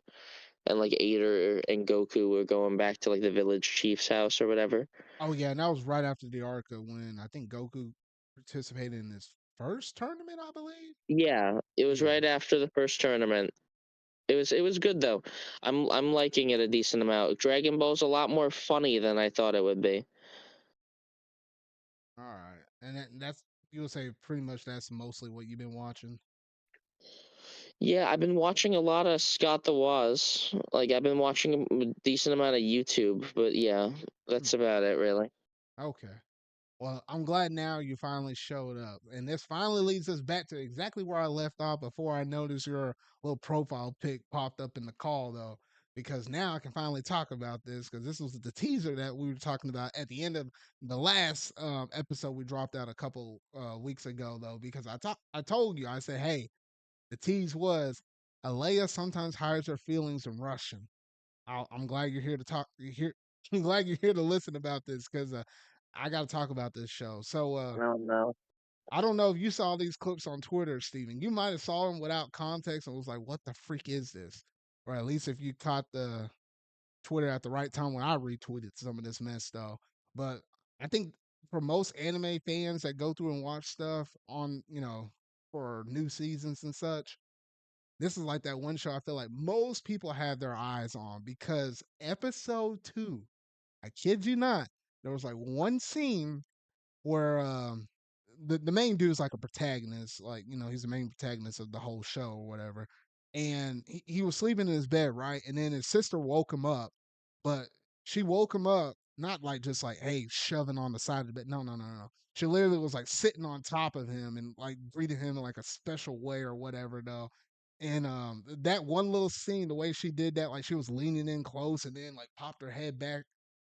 Man, oh man, that thing just blew up on Twitter. Like everybody and their mama was talking about that. And I was like, what the heck? I was like, why are people so fascinated with that one little scene though? But it's actually kind of funny because between the English and the Japanese dub versions, like the Japanese had their voice actor saying a certain line in English, while our English voice actor had a certain line that they were saying in Japanese. So it's kind of funny to see the different plays between the two of them, though. Like I saw a little comparison, though. But overall, if you're looking for a good romance anime, that's it right there. Like I can't say how strongly I recommend that show right there. And I just love the interactions between him and like these other three girls are basic. I say three girls. I feel like it's actually four girls. Well, I don't know. The sister's a little weird. I'm not really counting her though. That basically gonna probably play as different love interests to the main protagonist. So honestly, that's a really good show right there. Um, Steven, have you heard of an anime called Fairy Tale? I've heard of it very loosely. Well, Fairy Tale came out with its sequel anime called Fairy Tale 100 Years Quest. So I've been going through and watching that. That's just been comfort food for me. Like I got a new episode to watch as soon as we're done with this podcast episode because that was like one of the first animes that actually, well, outside of Dragon Ball Z and Pokemon, like I viewed those as like different shows outside of anime before I really knew what anime was. Fairy Tail is the one show that actually got me into watching a whole lot of other anime out there. So it was this kind of nice roundabout circle. Like I'm finally actually able to see like a new season, or not a new season, a sequel to the season that basically started me in anime in general, though. So I have a soft spot for it in my heart. What else I've been watching? That time I got reincarnated as a slime, and Spice and Wolf, Merchant Meets the Wise Wolf. Those were a couple of animes I was watching from last season that happened to have 24 episode seasons, so they rolled over into this year. Or well, that along with My Hero Academia, which My Hero Academia. Hold on, I got to go on this little spill here real quick, Steven. Gosh dang it, some of my people that I know, gosh dang it, spoil a lot of crap. I ain't spoiling this mess to y'all up here on this podcast or whatever though. So I keep those thoughts to myself though. So I kind of know in a general sense how the manga basically ended because the manga's done. We're just waiting for the anime to conclude at this point.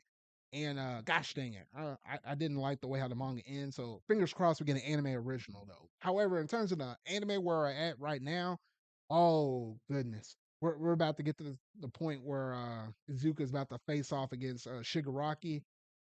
Oh man, the voice acting, the scenes, the animation, it's been great. It's been freaking fantastic. And then there was a one scene that Bakugo was really popping off, and then something happened to him, and almost made me feel a little bit teary eyed and stuff like that, bringing me back to like my original Dragon Ball Z days. Like I gotta say, I was like, man, hats off to everybody that was involved in there, where you were leading the voice direction, or if you were the voice actor themselves, or you were some of the animators that worked over there in Japan. Man, this season's been killer. Like I've been enjoying every single one of these episodes. I'll leave it at that. Until like the season ends, and then I can kind of give a general synopsis of how I feel about season 7. Yeah, I gotta watch more. I gotta watch more Dragon because, like, I don't want to get spoiled. There's so much stuff. People talk about Dragon Ball all the time, and I don't want to get spoiled on I, stuff. I want to I'm find like surprised you I hadn't mentally gotten spoiled on. Well, I feel like you probably did on certain things in different series, but a couple maybe not things. original Dragon Ball. You might be safe because not everybody talks about original Dragon Ball that And much. there's still a lot I don't know, so I want to finish original Dragon Ball and get to Z before I get spoiled on a lot. Yeah, no, because oh yeah, because that's true. Because here soon. Well, I say here soon. Like what? We're almost half. Actually, that's crazy. We're halfway into this new anime season already.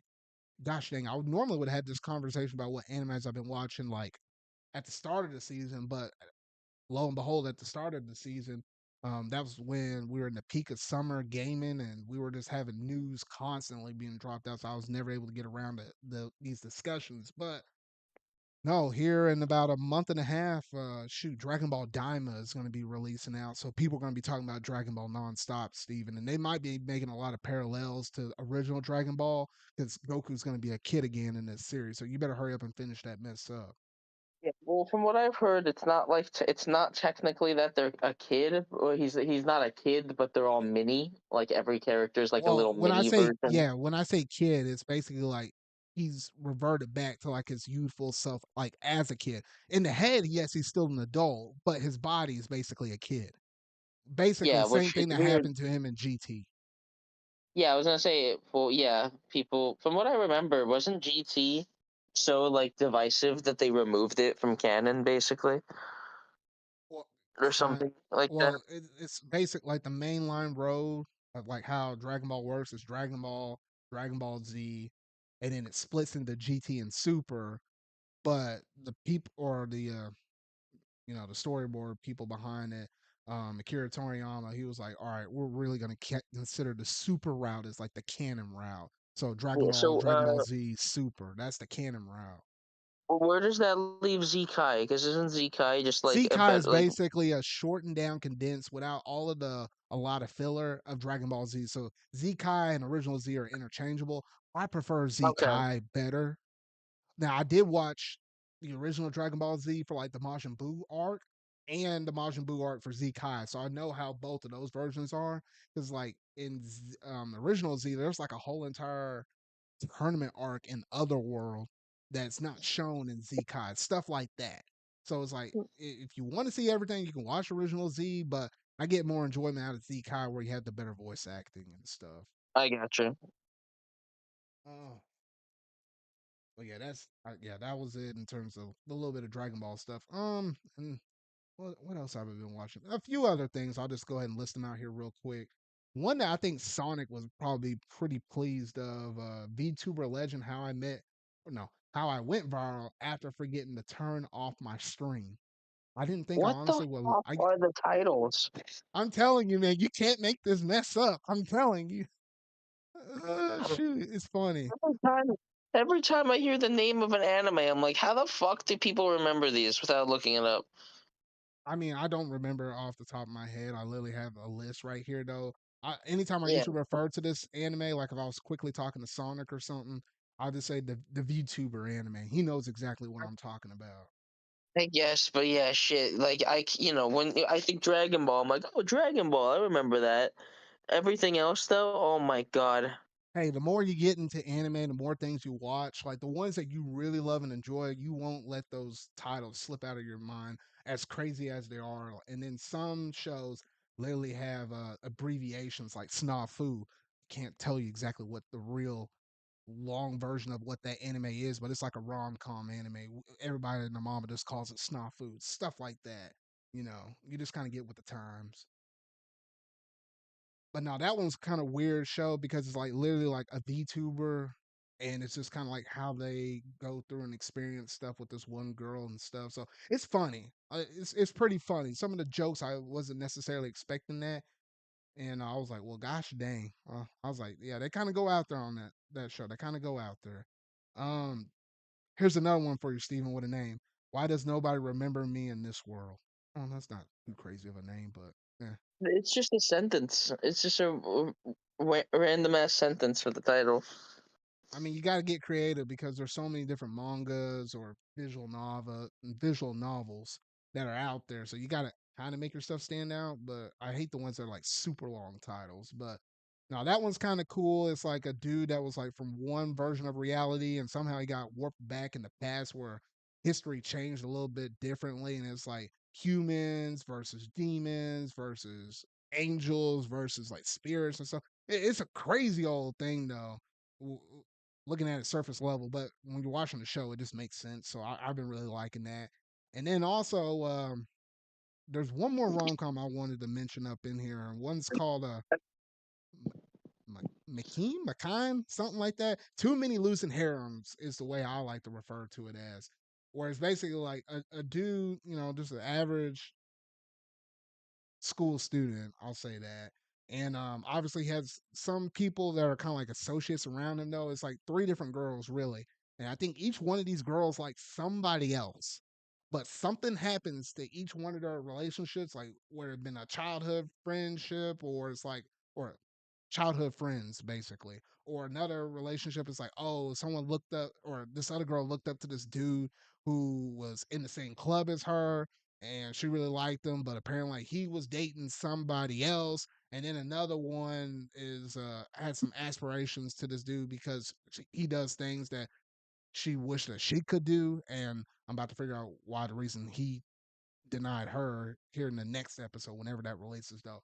But basically, all of these girls keep losing, and I think somehow, in some weird about roundabout way, they're all gonna like this one main protagonist dude, and it's gonna be like, well, which one does he choose? I think that's the angle they're playing with this one though. But I've been really liking that one because I think, if memory serves me right, I want to say that this anime is made by A1 Pictures. Don't quote me on that mess though. But I think that's the people that are actually behind this anime, and if so, this movie looks like, or I said movie. This anime looks like it's an actual anime movie with some of the animations and stuff that they do up in here. Like it's some great stuff. So Saturday nights are been like some of the best anime nights in terms of like all the shows I got to go through and watch. But I think outside of that, that's mostly what I've been going through and watching outside of movies like Deadpool and Wolverine. So yeah, I guess that about does it for my anime segment. I finally got it up in here though. Finally got it up in here. Steven, I'll get you to watch one of these new animes that are coming up here in the fall here soon. I'm gonna get you to watch one of these things though. I'm telling you, you need to sit down and watch Shangri-La Frontier. I'm telling you, you will love that mess. Right? I wait, May say I don't know. I was gonna say maybe one day, but I doubt I'd like it. no, you are. I'm gonna boot it up. I'm gonna boot that sucker up on Discord when you're on there one day. I'm gonna have to. I'm gonna Oh force you to. god. It's literally about a dude gaming in VR. And I'm like, and the stuff that he talks about and refers to, it's stuff that you and I appreciate daily. Like it's just people that love to play games. Like there's a lot of things that he says that it's like, oh yeah, you can easily relate to on that in terms of like whether you're going through and playing an RPG or you're playing through a strategy game. So, like I kid you not. I'm going to force you. I'm going to strong arm you, man. I Oh ain't playing god. around no more. I ain't playing around no more. You're gonna like this show, whether you like it or not. All right. Anyway, though, I digress.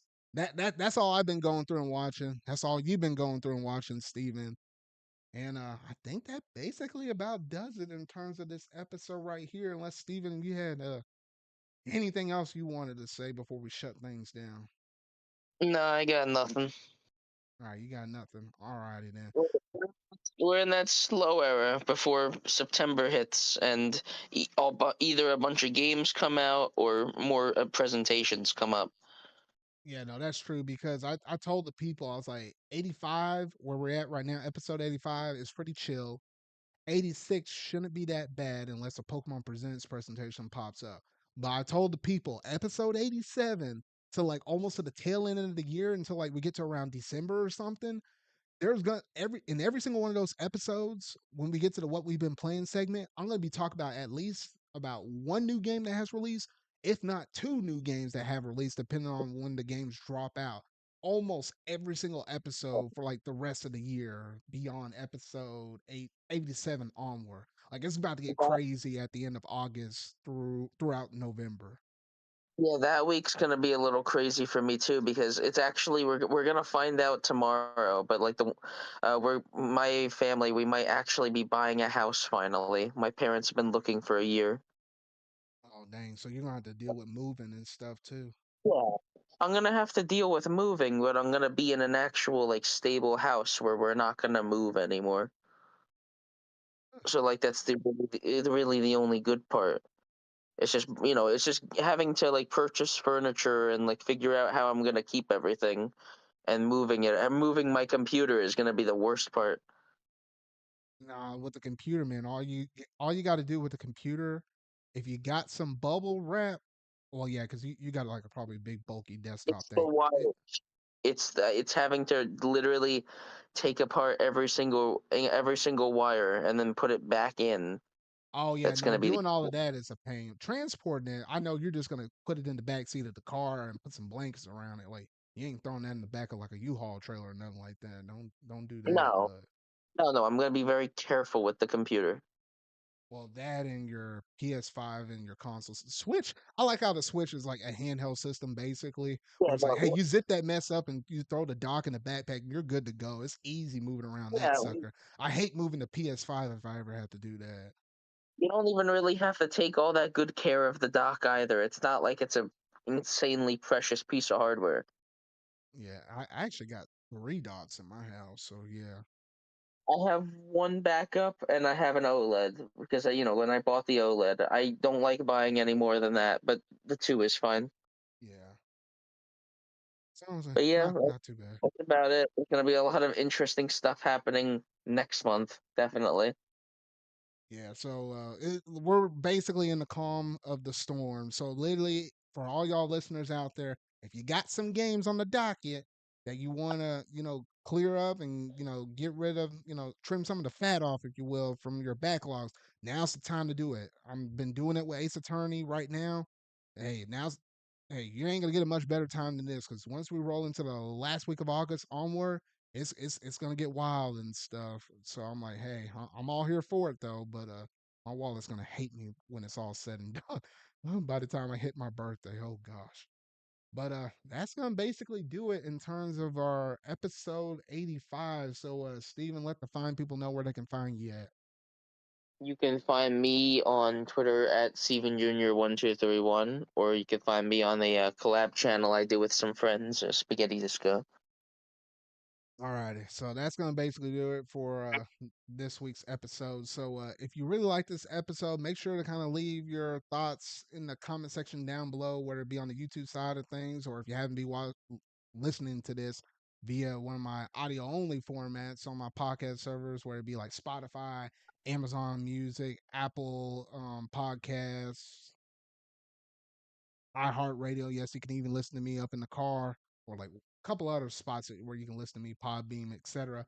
Just leave a review. Just let us know. We're just let the people know that we're just a couple dudes that love to talk about video game stuff and pop culture and everything else in between, though. But that's gonna do it for episode 85. So remember, y'all, until whatever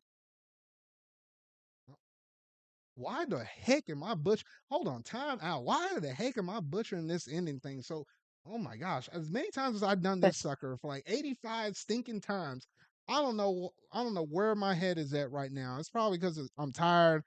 Work's been kind of getting to me though. I've been fumbling this a little bit better. Rewind a little thing. All right, so that's gonna basically do it in terms of episode 85 on our ZardCast podcast though. So you really like this? Make sure you're gonna hit that like button. Go ahead and hit the subscribe button and that bell to stay up to date on all things video game related. I feel like talking about and discussing. So remember, y'all, until whatever podcast episode I make next, That being my episode 86 in a couple weeks. I'll see y'all later.